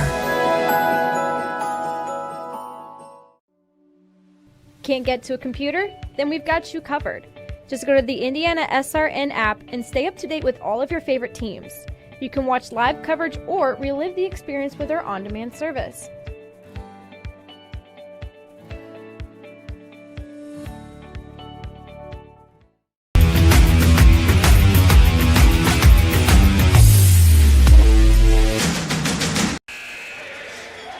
We are back here at Warrior Coliseum, Andrew Smith Court.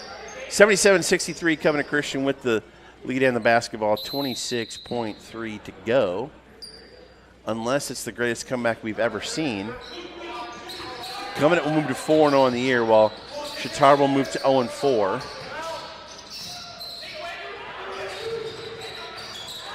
As ball gets lost there. We'll see what's going to happen. Looks like it's going to go to Chatard as Jack Fulbright's on the floor for them. 10 seconds to go. Trying to get a shot. Gets it up, not good. Followed by Roseman, scores, and that'll be the ball game. Final score, 77-65. Covenant Christian over Chatard. Not quite the score John Harrell expected, but it is a W nonetheless. As Covenant, again, moves to 3-0 in the conference. As they've beaten Roncalli, Brebeuf, and Chatard. They still have Heritage and Guerin, January 9th and January 15th. For the rest of their conference schedule. But great job tonight by Covenant Christian, Keith. Yeah, an early test and a lot of pressure. And, Chatard came in for an 0-3 record. You might thought a little bit less. But, they came back and they fought. And I tell you what, Coach Waver has them on the right track. They're very aggressive. They play a very tough schedule. I think their schedule will get a little bit easier second of the year. They play Shortridge next, and you never know. But, Covenant Christian now waits until the South Ripley tournament. That's going to be a very interesting tournament. For the first time in 15 years, we will not play the Bostic Invitational. Wow, that's unbelievable. Leading scores for Covenant, Lomax with 23, Trey Flatt with 19, Carter with 19 for Bishop Chatard. Final thoughts, Keith? See you tomorrow. There you have it, folks. For Jerry Collins, for Keith Myers, I'm Sean Crawl. Your final score here from Covenant Christian. The Warriors defeat Bishop Chatard 77-65. Good night and God bless.